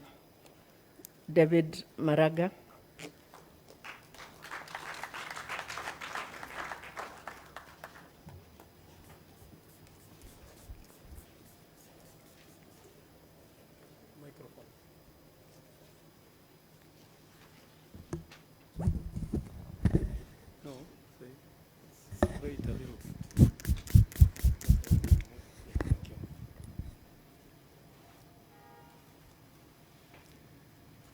Thank you very much, ladies and gentlemen. Please sit down.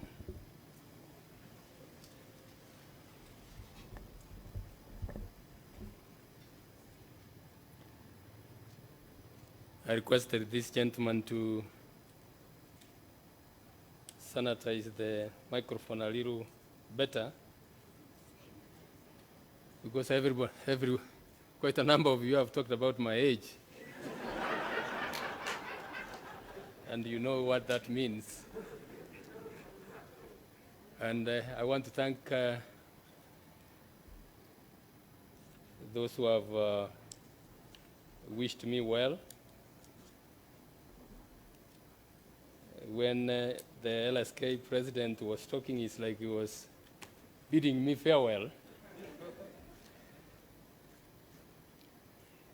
I'm still around for a while. We have quite a number of things to do. As you know, the judiciary has a very, very strict protocol.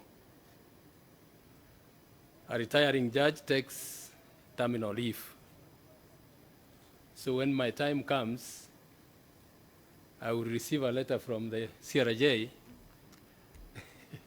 asking me to take terminal leave. I believe that will be somewhere in November. So I'm still around. Don't worry. I'm still around, and we are going to meet in a number of functions. The Honorable the Deputy Chief Justice, Justice Philomena Mwilu, the judges of the Supreme Court here present, the President of the Court of Appeal, and the judges of the Superior Court here present, the commissioners of the Judicial Service Commission, Mr. Aden Mohamed, the CS, East African Affairs, Mr. Uching, representing Mr. Mucheru, the CS ICT, Your Excellency, Franz McCann, the Netherlands Ambassador to Kenya, the Chief Registrar of the Judiciary, the Director of Public Prosecutions, Mr. Nudin Haji, the CEO of ESCC, Mr. Mubarak,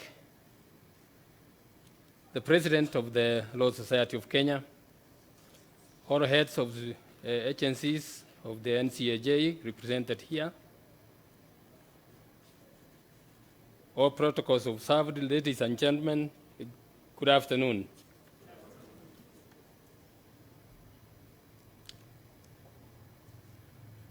Today is a great day for the judiciary and the administration of justice in general. It marks the singular most important step in our long journey to harnessing information technology as an integral part of our service delivery to our people. It's exactly 10 years ago when the digitization of the court records was identified as a critical aspect of the judicial reforms by the task force then headed by the Honorable Justice William Ouko, the present Court of Appeal President, in 2010.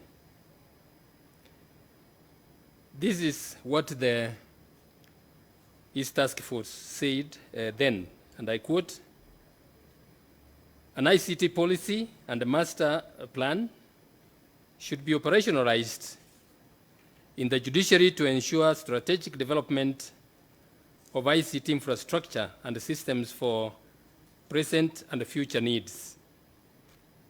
He further observed that judicial reforms must always focus on information and communication management in the institution, and that resources should be provided to the judiciary to facilitate digitization of the court records, automation of the court proceedings, and the establishment of interactive databases, end of quote. Subsequently, there have been many reports and many efforts to mainstream ICT as an integral feature in the judiciary's day-to-day work. For example, the Judiciary Information Communication Technology Committee, chaired by the retired Justice Philip Waki, even as far back as 2011, was spearheading many infrastructural and other initiatives aimed at mainstreaming technology in the judiciary. Along the way, countless pilot projects have been undertaken, most of them at the Milimani Law Courts, but the rollout of the extensive digitization has remained elusive, with one challenge being consistent over the years: lack of funds to move beyond the pilot stage. Some of these pilot projects have proven to be highly successful. The implementation of the e-filing system at the Milimani Law Courts, undertaken in close collaboration with Mr. Aden Mohamed, then CS for industrialization, and he holds that fort up to now, I believe,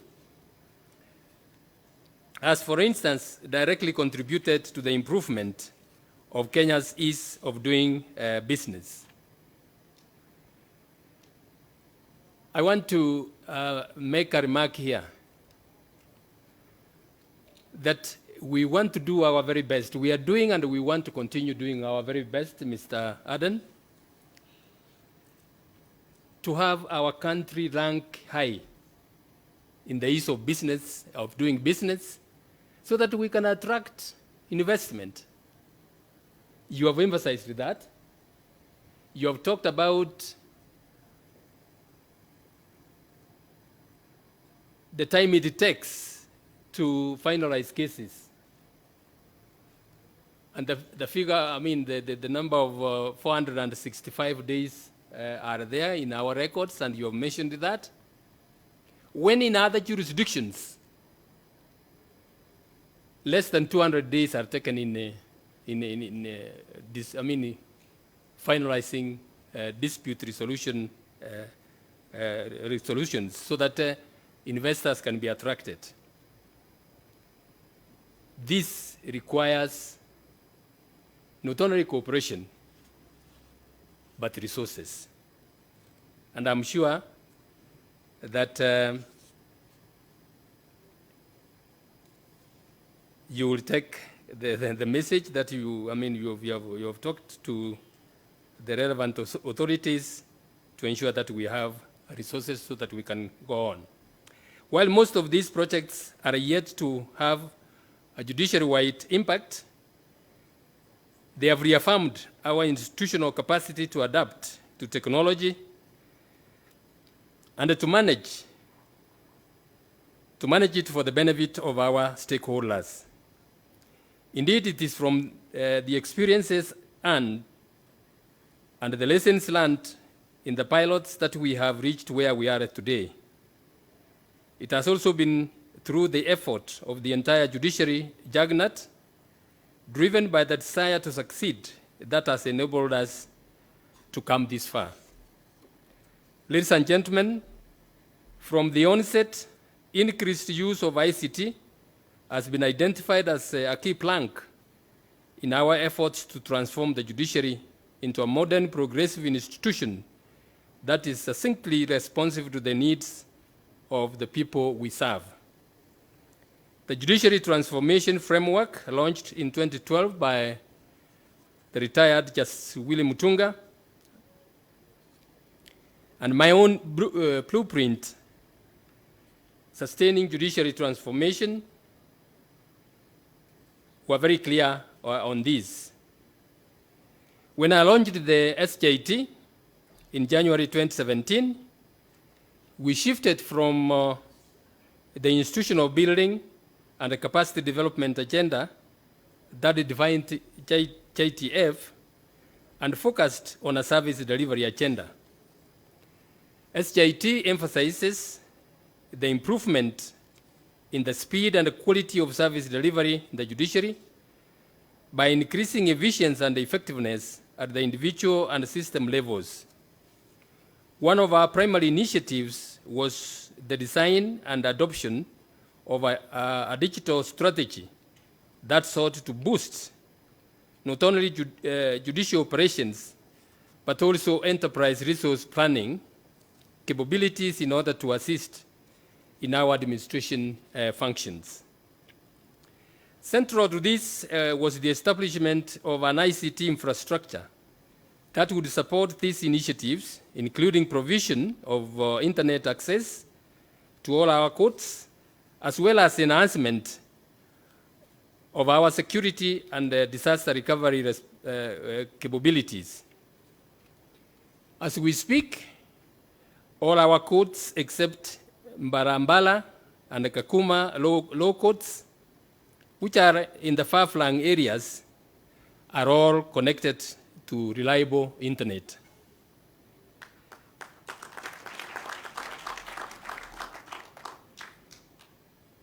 These efforts are anchored on the Judiciary ICT Master Plan 2018-2022, an ambitious blueprint that, once fully implemented, will see the judiciary reap the full benefits of technology and dramatically improve our ability to deliver a service efficiently and effectively, as well as equitably. Equity is an important variable here. No matter how efficient and effective we become, it will do little good to the people of Kenya if, by having excellent ICT assets, such as what we are inaugurating today, it results in only a few privileged people being able to make use of it. If what we are launching today locks out sections of the community, or is discriminatory and shows partiality to a class of litigants, we will have failed. Conscious of this, we have taken care to ensure that everyone is well served by all the technological initiatives we adopt. I'll revert to that a little later. Ladies and gentlemen, the electronic filing system we are launching today has been under development for the last 3 years. It is a robust system that will fundamentally change the way judicial officers and judicial staff work, as well as the way court users interface with the courts.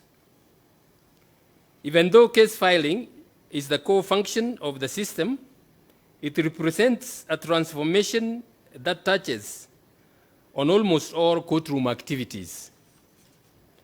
I have heard some people ask whether, upon filing their documents online, they will be printed and put in physical files for use when they come to court. The answer to that is an emphatic no. The digitization is total, meaning that in the courtroom, all parties will access case materials online. Even when hearings are going on, all parties will have access to the documents online. Some people said they can always have their own physical files. That's fine. That's fine. Mr. Harvey, with your team, and I don't think that is going to be the case, or any other parties. If they want to have their physical files, that's fine. But for us in the system, for the judges and the magistrates and everybody in the judiciary, we will only have electronic files. This means that the operation of the court registries, as we know it today, will drastically change. Court documents previously stored and retrieved in physical files will henceforth be stored and retrieved in soft form from the digital registry. This system, which I'm proud to say, has been designed, developed, and implemented by our own Judiciary Directorate of ICT, has many advantages and is expected to significantly impact on the speed, accuracy, and efficiency of service delivery. One of the significant advantages of digitization is the assurance of the integrity of court files. Those who have been in the judiciary or in the legal system for a while will tell you that we have had serious challenges of even some some documents, not even by any malicious act, just getting misplaced from the file. Some of them happen to be even exhibits, which, if parties had not kept any records, it becomes extremely difficult to end a matter. So with that, and even some proceedings or court records not having all the documents, as a result, we have had quite a number of challenges. But with the digitization, that problem will be overcome, and we'll be able to move on.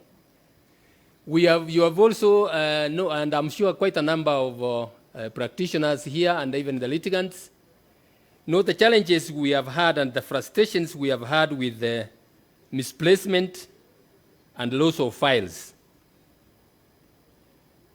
Let me confess here that sometimes the files don't get lost. Malicious acts of some of our staff,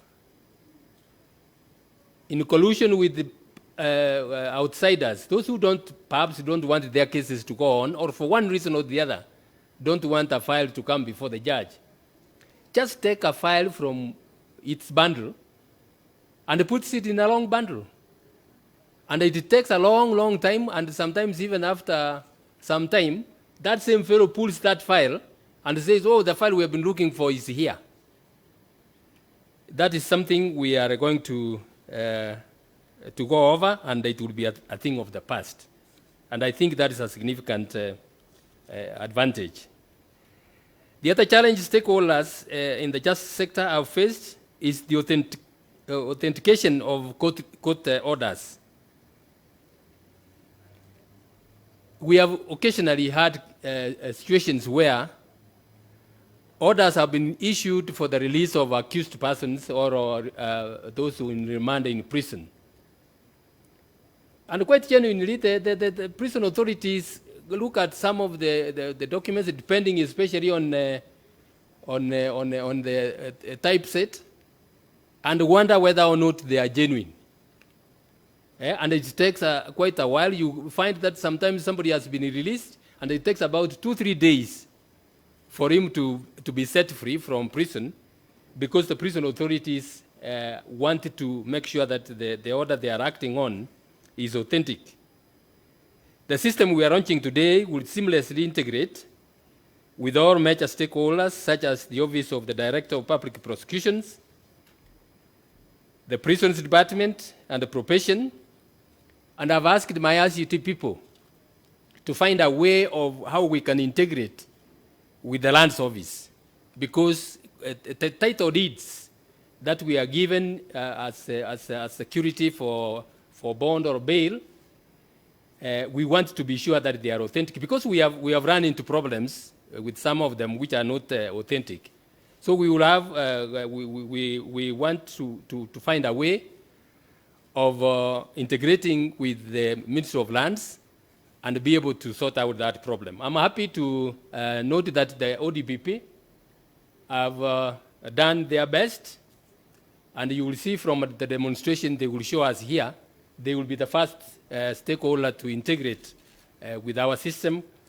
And from the comfort of your office, Mr. DPP, and your people, you will be able to file the charge sheets and other documents, and you don't know how much that will save the public in terms of time and the anxiety of having to wait for a very, very long time. If I say here that there are times when we have come to court, you get magistrates waiting for the accused persons are in court cells, but the file has not come from the office of the ODPP. And it takes several hours before such a matter is dealt with. With that integration, that will also be a thing of the past. The system has many other facets to it.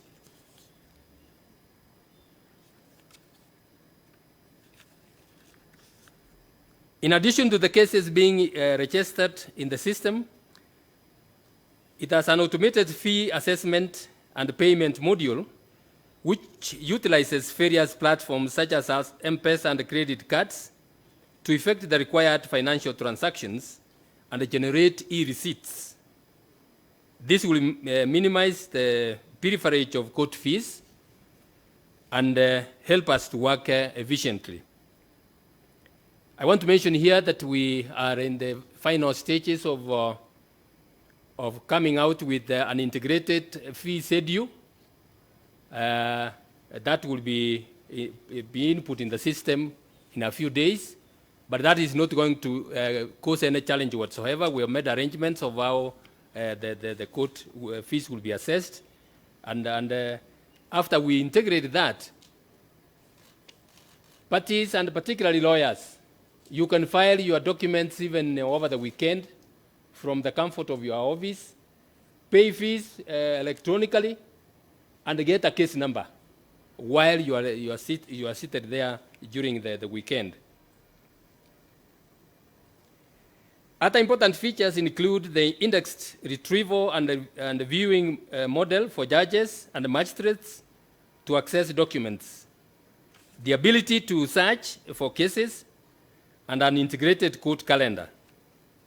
Many litigants, including our brothers and sisters in the diaspora, never get to know what transpires in the hearing of their cases. Since court records are public documents, we will in future make it possible for the public, upon payment of the requisite minimal fees, be allowed or be given access to peruse the court file online. Ladies and gentlemen, as you know, time is among the court's most valuable resources. Our digitization efforts, therefore, must not only merely pander to the prestige of achieving global standards in use of technology, exciting though that is, but also ensure that it adds in improving our efficiency, leading to quicker resolution of the disputes before us. An integral companion of e-filing is the case tracking system, which has been mentioned, which we have already introduced in 60 court stations across the country. The remaining 72 stations will be using the system by end of October this year.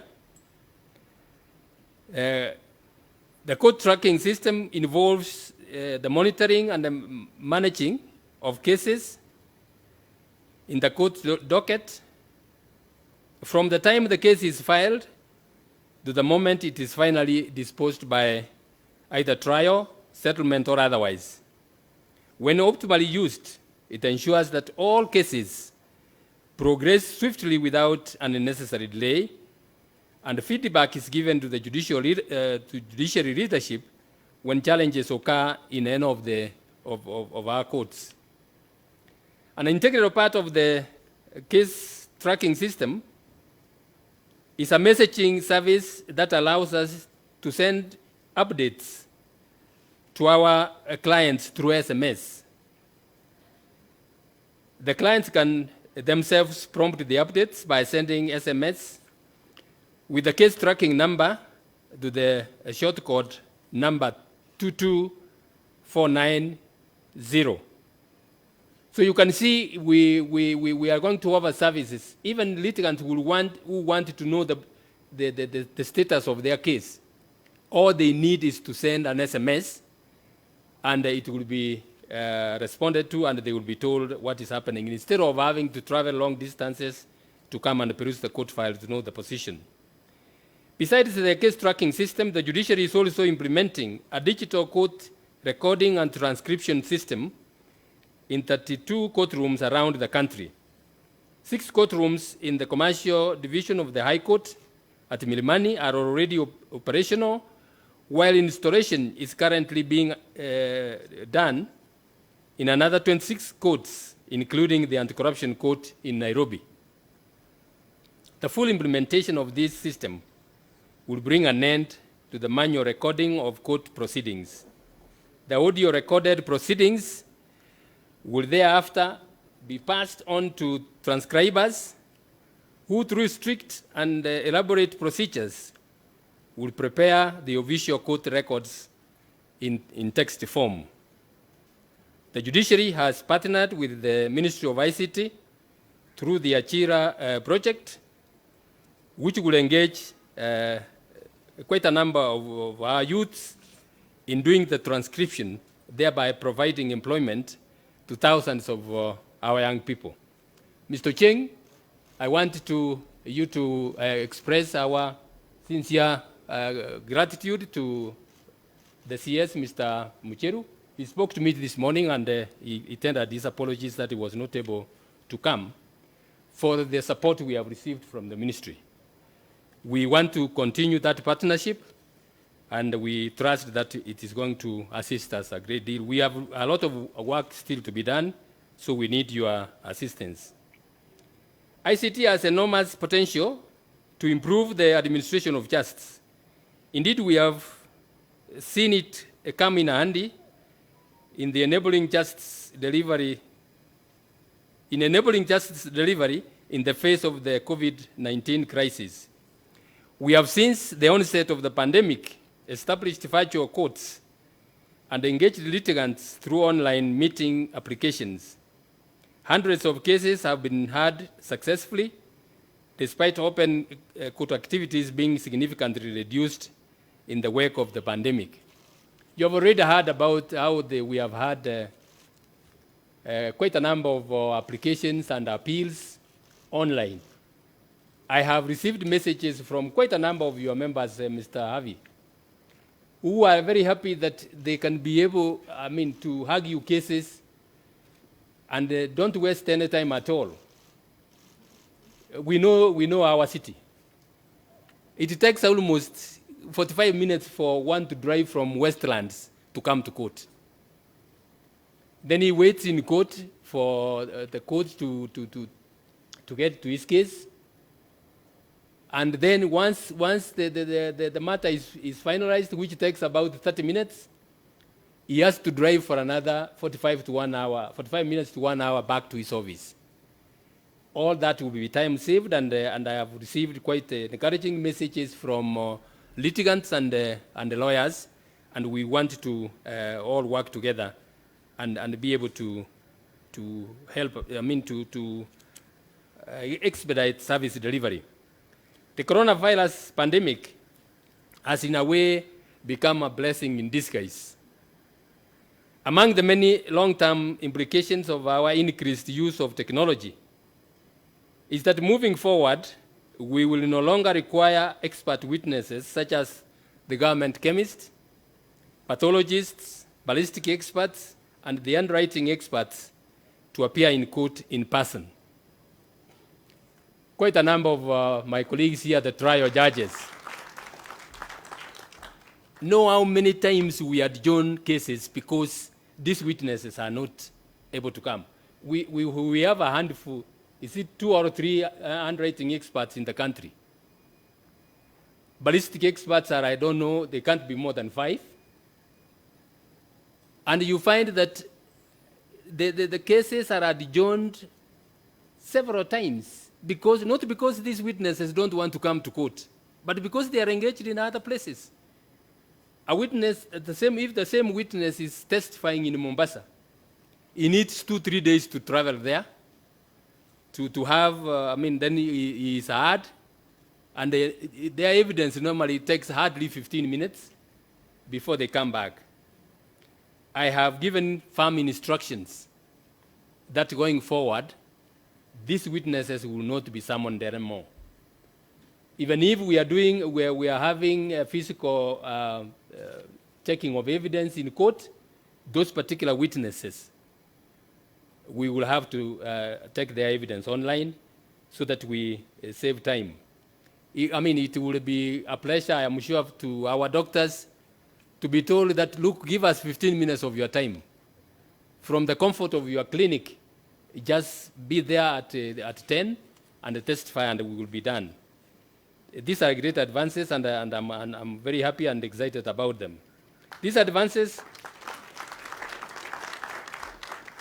are carefully guided by a robust judiciary ICT policy, whose overall objective is to provide a governance framework for the acquisition, use, and disposal of ICT in the judiciary. Key objectives of the policy include ensuring that the security of our data and the information is guaranteed. Indeed, even as we launch this initiative today, one of the most recurrent questions is whether the integrity of the materials filed and stored electronically will be maintained at all times.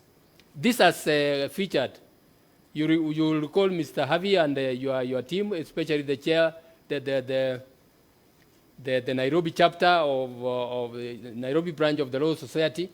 We have had meetings on this, and you have actually raised this issue because it's a great, an issue of great concern. I want to assure you that the integrity of the court record will be ensured.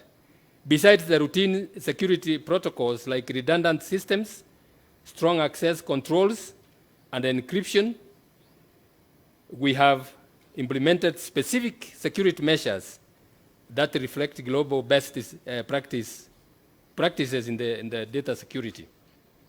Of course, it will be fully hardy for me to enumerate those measures here for obvious reasons, but rest assured that security has been taken care of, and we will have no problem at all. We cannot expect an undertaking of this magnitude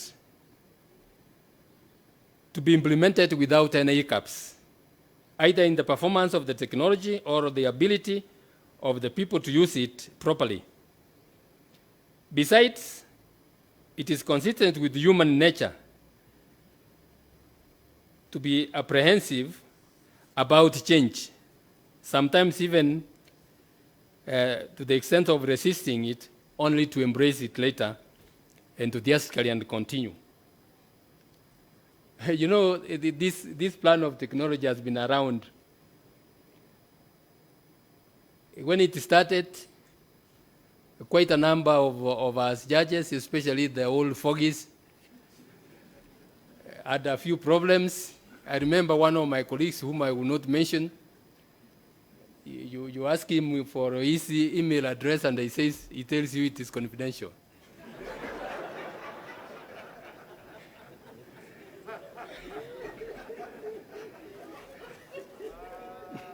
Of course, he passes the message very clearly, that he doesn't know what you're talking about. So there is that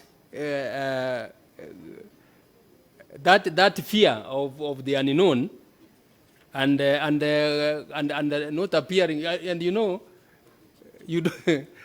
judges and lawyers, we are known as learned people. So to be seen to be ignorant in some of these issues, you don't want to show to the rest of the public that you are ignorant in this. But I want to say this. Let us not be bothered about that. We were not trained as ICT, ICT professionals. We are trained as lawyers. The ICT people, Mr. Chiang here, if you ask him a few questions on law, he will be at sea. So why should we be worried if you just say, look, I don't know how to do this, I want assistance. Let us get that out of us and be able to move on.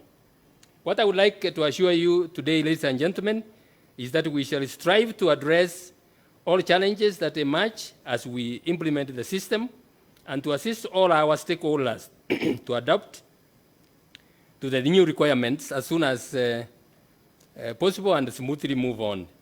Towards this end, we have undertaken extensive training, not only for the judiciary staff, but also external stakeholders. As I said earlier, this system will not serve the highest ideals of justice delivery if it is only convenient to a section of the court users. We have therefore initiated various programs aimed at ensuring that ordinary wananchi seeking court services, especially those who may not be familiar with the ICT infrastructure and the court procedures, to be assisted in our court stations. This includes the establishment of the ICT support centers within our stations, where court users, especially the severely indigent, who may not afford the fees charged at the cyber cafes, to come to court and be assisted. On the other hand, cyber cafes which meet our stringent standards will be accredited and their staff trained so that they may assist court users who do not have ICT facilities in their places of work. In further pursuit of inclusivity, we plan to quickly roll out this service to other parts of the country, beginning with Mombasa and Kisumu. As you know, we have a little problem in Mombasa because quite a number of our staff tested positive to the pandemic. As a result, the court operations in Mombasa have literally ground to a halt. I was speaking with the lawyers from Mombasa and the presiding judge of the Mombasa station. They are saying, look, in Nairobi you can operate. Please, why don't you even start that e-filing system in Mombasa? But I told him that, look, the way we have planned things, the way we have, the ICT people have done it, it is not possible to do it immediately. But that is one other thing, Mr. Ickling, you are going to have to do. Move very fast and get Mombasa connected so that they are able to move on. And then we will move on to the other parts. This will start as soon as we have sufficient storage capacity for the heavy data generated in the new system. To this end, we are at an advanced stage in procuring necessary servers and storage capacity to ensure that we achieve this objective as soon as possible. But in any case, not later than 3 months from now. I want to say here that the CRJ has shown me the budget we have for this financial year. We have already started, and one of the major programs we have is the establishment of the data center. The establishment of the data center, buying the servers so that we can assure everybody that we have enough storage. I trust that the amount we have been given will not be slashed, because if it is, we will grind to a halt. To ensure that the increased use of ICT is fully anchored in law, we have undertaken various initiatives aimed at aligning the new processes to relevant legislations.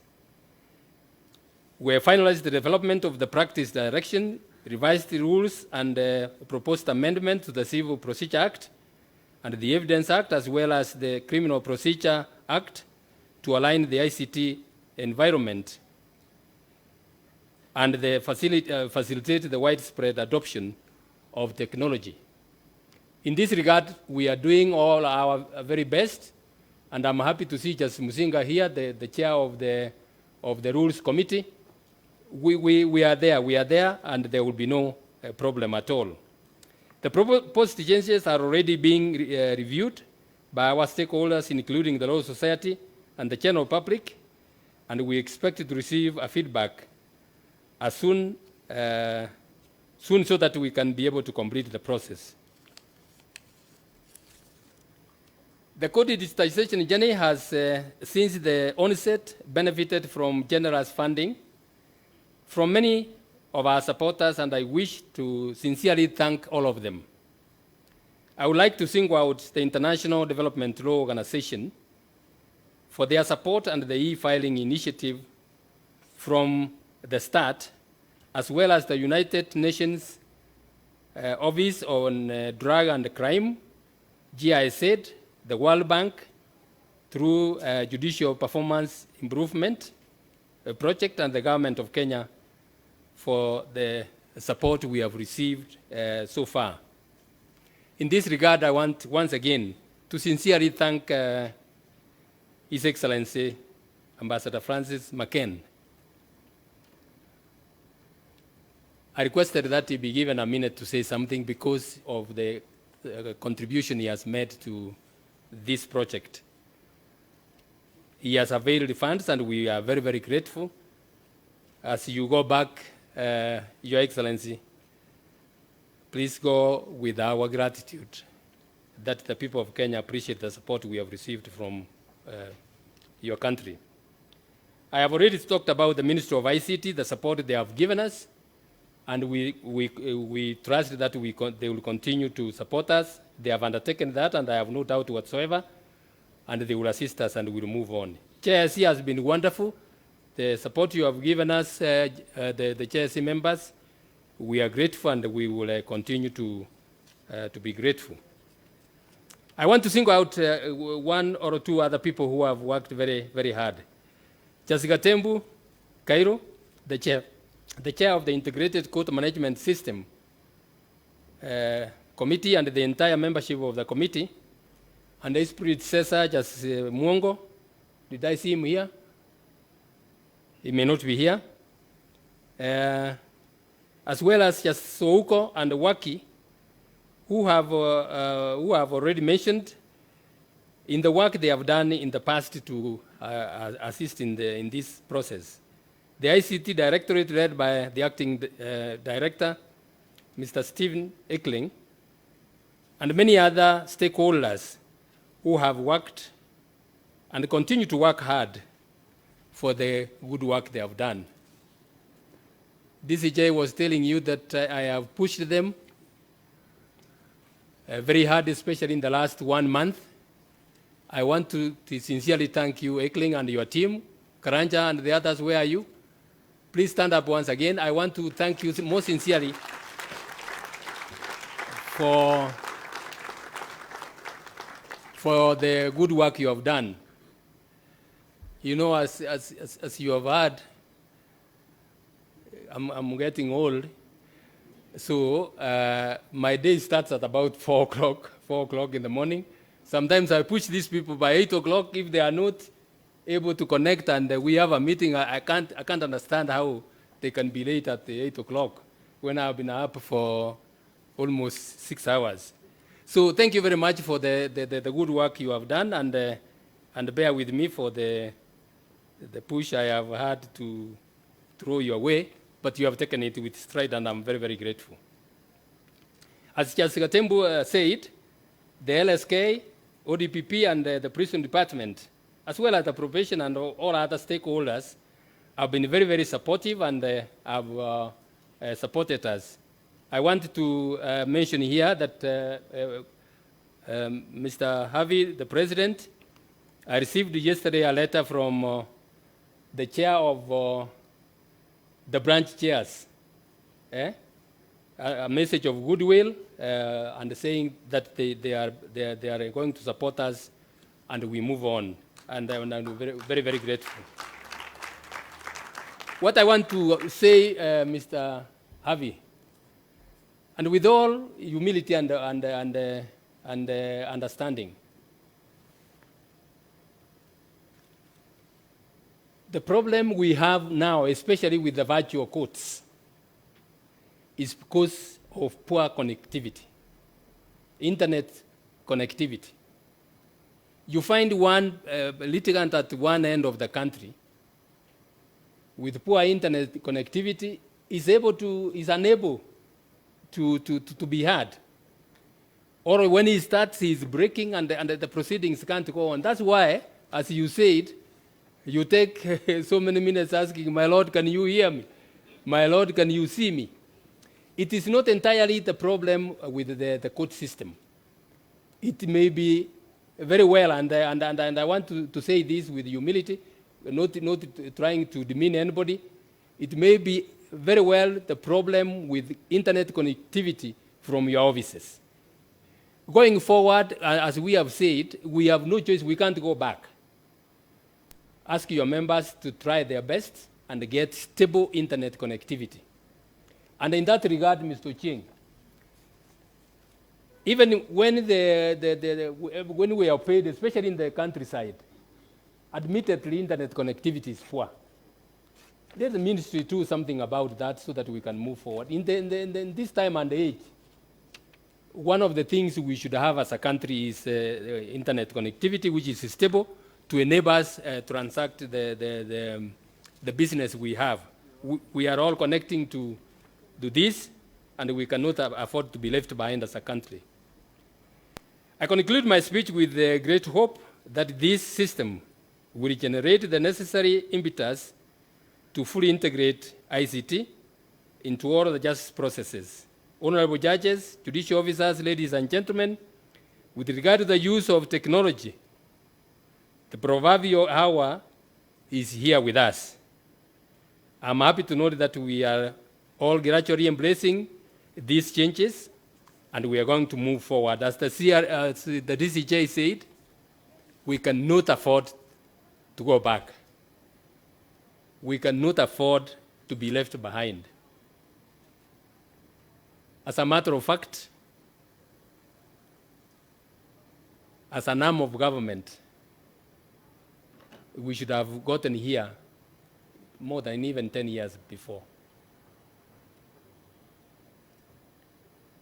And I'm sure our members of parliament some of them must be listening to me.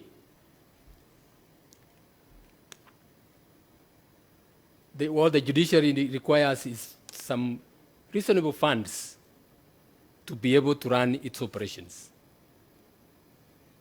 You have heard the minister Mr. Aden, how they are being pushed by the investors to ensure that court processes are fast. Because if the court processes are not going to be fast, no investor will be interested in our country.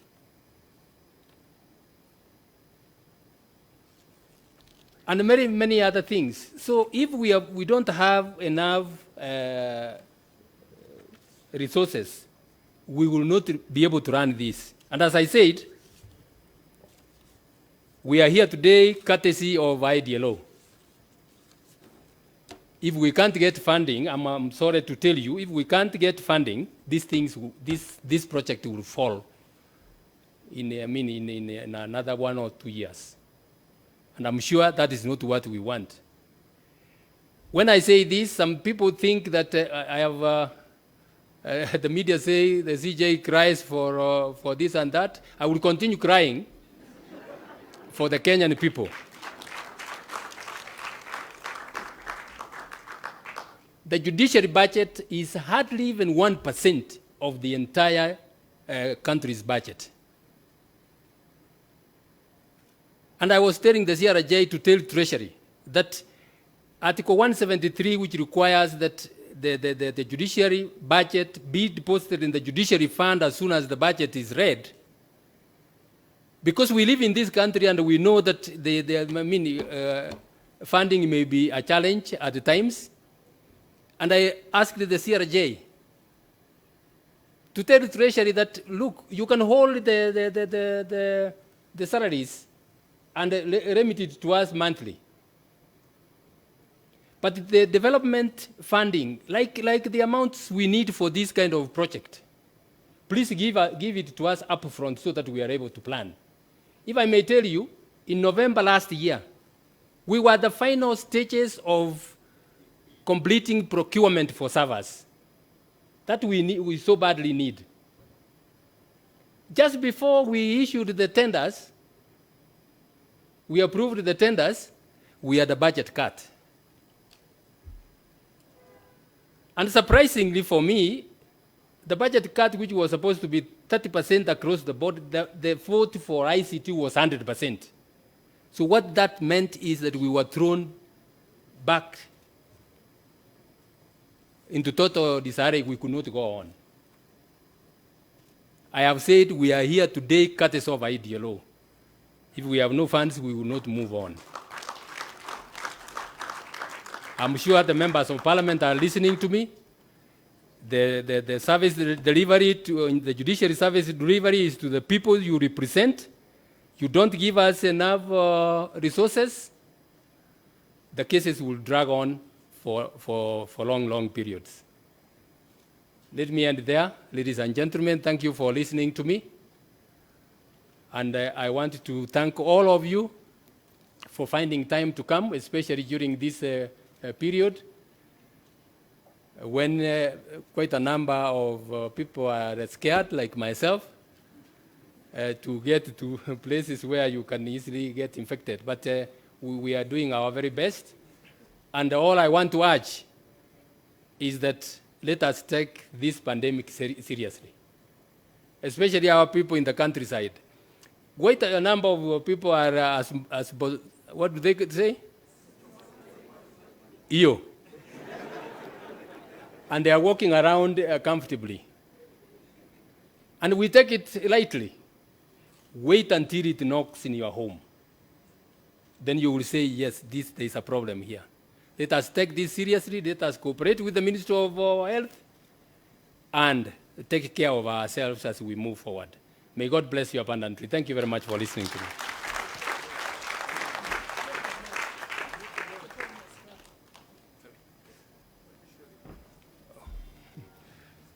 I've forgotten this, and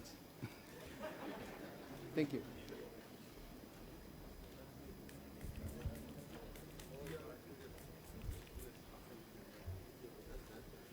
Thank you very much, Your Lordship, the Chief Justice, and thank you to the Chief Registrar of the Judiciary, Honorable Anna Madi, for leading us through the program up to this stage. So, ladies and gentlemen, if you look at your programs, we have reached the session where we are going to have a demo of the e-filing system, the system that has brought us here today and the launch. So we thought it's good that we have a preview of the steps that are actually involved in accessing this system. And as it was mentioned earlier, we are going to do it in two stages. We have the Judiciary ICT team led by our acting director of the ICT, Mr. Stephen Ikileng. He will take some minutes demonstrating how to access the system, to file, to pay, and get a case number from the system. And as was mentioned by the Director of Public Prosecutions and alluded to by the Chief Justice, is that we hope that this system will speak with the other agencies in the justice system so that we have a coherent system that serves administration of justice across the sector. And so far, through the efforts of the Office of the Director of Public Prosecutions, we have managed to link the systems from the Director of Public Prosecution. So after Stephen Ikileng, we will have Lillian Obuo from the Office of the Director of Public Prosecutions, also showing a short video on how these two systems have interlinked and actually how they'll be able to file criminal matters from the Office of the Director of Public Prosecution. So I call upon Mr. Steve Ikileng to take us through the filing system. So the screen on my left shortly will display the process. Thank you.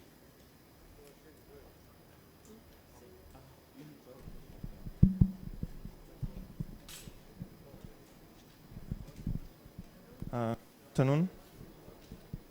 I'll be taking you through the process of e-filing in the system so that we give you an overview of the expectation for our litigants.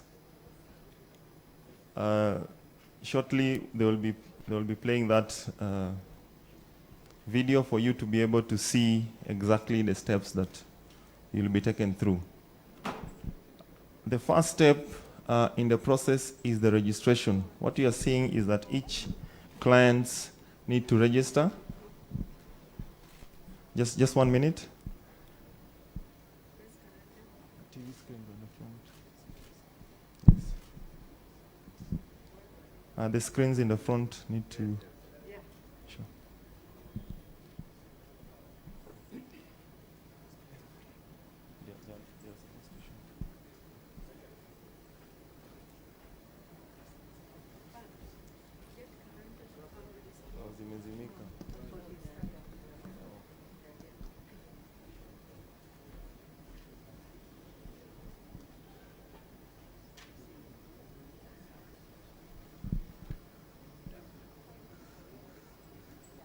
Okay, if you could start it from the beginning.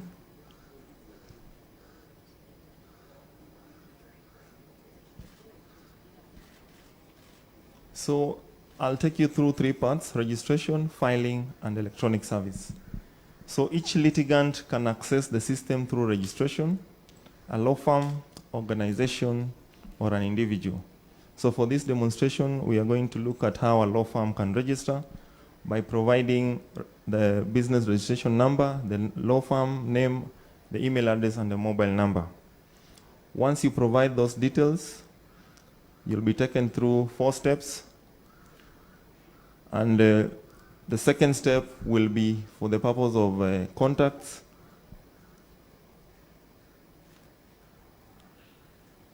Where you'll give your physical location and even an alternative mobile number. You will also be required to give your username so that we are able to uniquely identify you in the system. You'll provide your password and confirm. And lastly, you'll be required to confirm all your details, that you have correctly captured it. Then you proceed and submit the registration. So all your details you'll confirm at this page, and you submit, and you'll get a notification to activate your account. So that is the first process of getting an account in the system, which you'll be using for filing. So once you activate, you will log into the system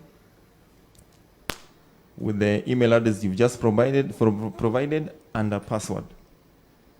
At the homepage, you'll see various menus. You can file a new case. You can file additional documents in an existing case. So this will also capture new cases and existing cases. You will select the court station. For now, we have all the Nairobi courts listed. You'll select the respective station in Nairobi, the respective division or case category, the case type that you intend to initiate. Then you will be taken through 5 steps of case registration. So what happens here, you need to add the parties. You're moving too fast. Oh, you're moving too fast. Sorry. The first step, we are going to capture all the details of the parties. Either an individual or an organization. So you'll enter the first plaintiff, the name of the organization, the PIN number, postal address, and email address, a mobile number, and organization email address. That is for the first party. And this process, you can repeat as many parties as required for the case. So for the purpose of this, we'll show how to capture one party. And these are the parties that you represent. This is an account for a law firm. So once you save the parties, they will all be listed in the system.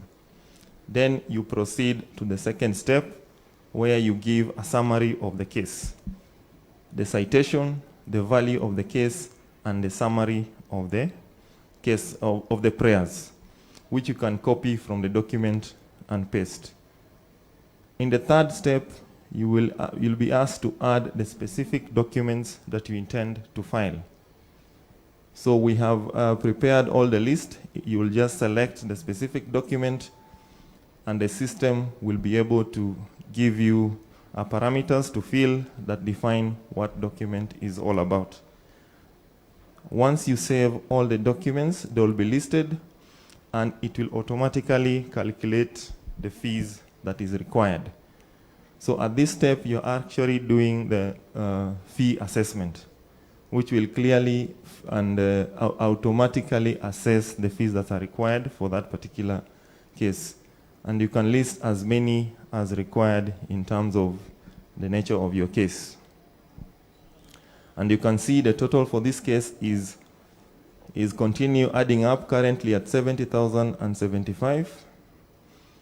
You can add an annexure, you can add a supporting affidavit, and many other forms of documents. And the amount have already been provided in the system, so it will just automatically calculate. So the final fee here is 70,085. You can now proceed and upload the document for each area you have selected in terms of assessment. So you upload your PDF documents that you will have prepared earlier, so that you just upload in the system, and you proceed, ensure that each category of the fee assessed has a document. Once you upload all the documents, you now preview your case, your submission, before you click on submit. It will ask you to confirm, and you will submit, and you'll be presented with an invoice. This is the invoice that you're expected to pay. It will show you the court, the name of the firm, the pay bill number, the account, and the date. And you'll pay key attention to the reference number, which will be a payment reference number that you will use to make payments, either at the bank or at using M-Pesa. So once you confirm all the details are correct, you can, if you have time, if you don't have the money, you can download and go and get money and pay. If you have the money at hand, you can confirm and click on pay. Once you click on pay, you'll be able to see the payment options that are available. You can pay via direct M-Pesa, you can pay by KCB and the KCB bank, even by teller or our agents. So all these payment options, will continue adding them for convenience of our clients. So once you make the payment, the system will check, and automatically generate a case number, automatically send you a receipt that you're able to download and view. Now that you have a case number, you can see it is E211. You can download your receipt, and you can even go ahead and view the case details. So that is the process of filing. So that is your payment receipt that you can see on the system, and you can actually download it. If you want to continue reviewing the case, you can check all the documents that you have that have been submitted, and you now can start the process of electronic service. So that is the process for filing that we presented today. This is an overview. There are more details that we have for the purpose of getting the entire course for the e-filing for our litigants. Thank you very much.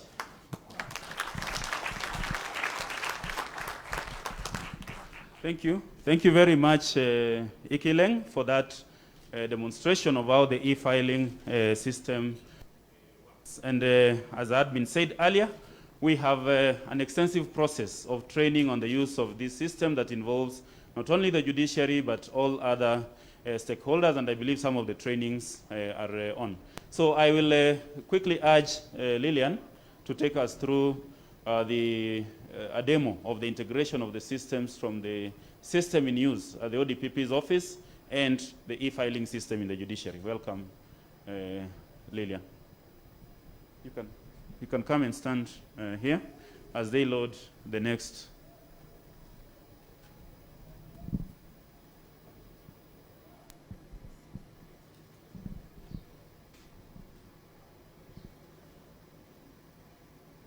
Good afternoon, everybody.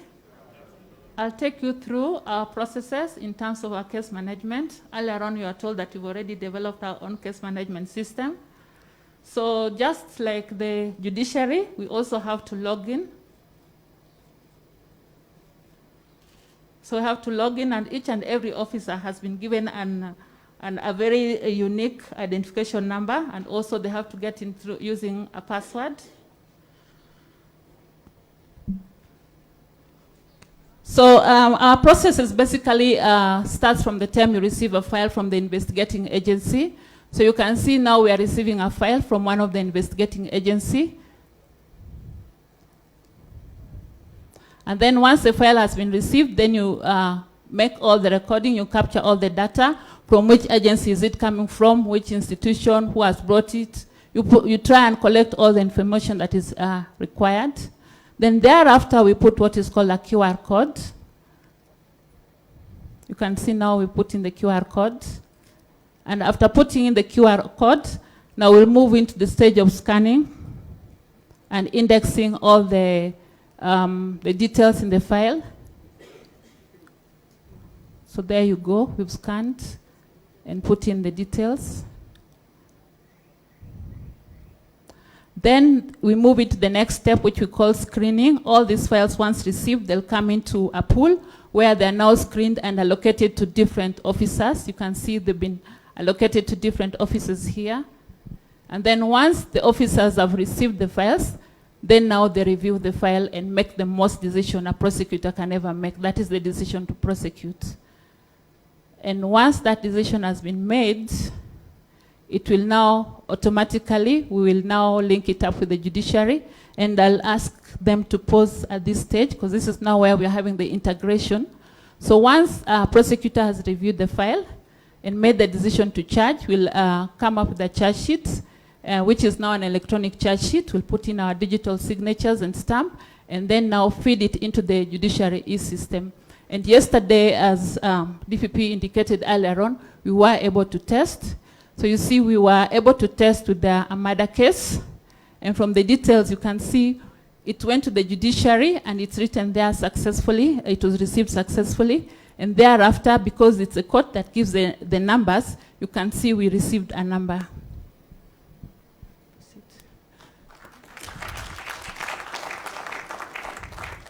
So once it's integrated to the judiciary, so we also now have what you're calling our own case management system, whereby you are now able to follow up the proceedings when it comes to what's the status of the file, how many witnesses have testified, and disclosure.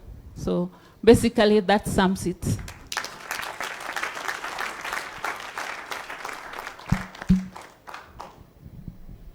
All right, so thank you very much, Lillian, for that short presentation, and together with Ikileng for the presentation on the e-filing system and the integration. As was mentioned, we hope that these systems will work coherently, share databases and information in a way that makes the justice chain flow. This is from the criminal justice sector side, and we also have the other side on civil matters, and we hope to improve this and to train all the stakeholders to use this system seamlessly. Thank you very much for that demonstration. So maybe we can move on to the next session, which is the unveiling of the system. For this, we've had the demo. We thought it's good to demonstrate what we are going to launch so that the launch has some bit of the content of what we are launching, except the speeches and all that. And to do this, we have the screen on the right side of the stage. I assure you, the black curtains does not mean that it's doom inside there. It is the system that we are launching today. So in order to move to this session, I request the Chief Justice, the Deputy Chief Justice, and the members on the high table to kindly stand in front of the black curtains. You can access through the other side, and we stand there, yeah.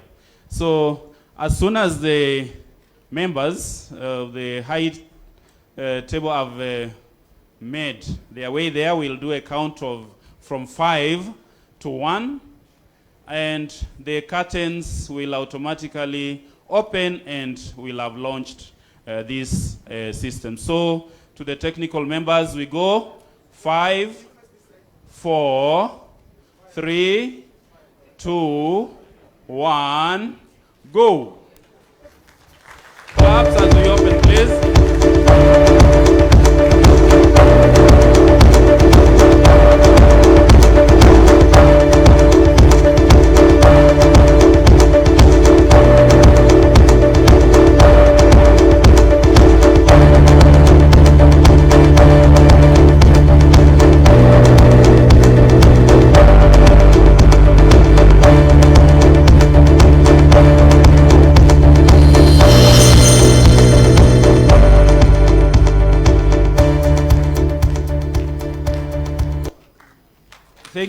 Thank you very much.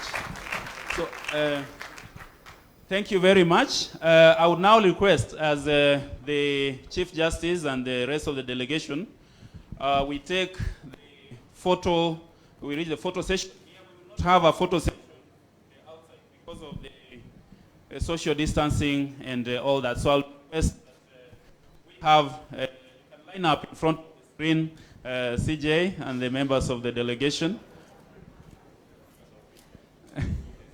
Yes, please socially distance.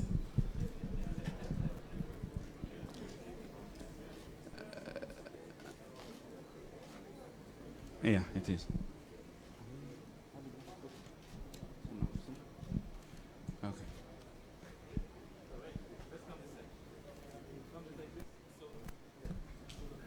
So thank you very much. I see Zakim. So as we take the photos and conclude this session, you are kindly invited to lunch and refreshments just outside the tent.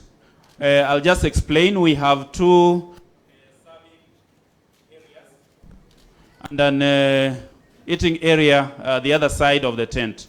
Therefore, I will request the Honorable Chief Justice, the Deputy Chief Justice, and members of the delegation to proceed to the tent at the far end, where they will be serving of lunch and refreshments, followed by the judges, the commissioners from the JSC, and invited guests. I can see from the first bench and second, kindly proceed to the other side. The far end of the tent, we have the ushers. Please show the Honorable, the Chief Justice, and the rest of the delegation to the other side. For the participants from the third row going back, kindly just immediately after here, we have a food tent where I will ask that we line up while having the social distance, take food and sit, come back here where we were seated to have lunch and have the departure. So we thank you very much, and kindly please proceed for lunch as instructed.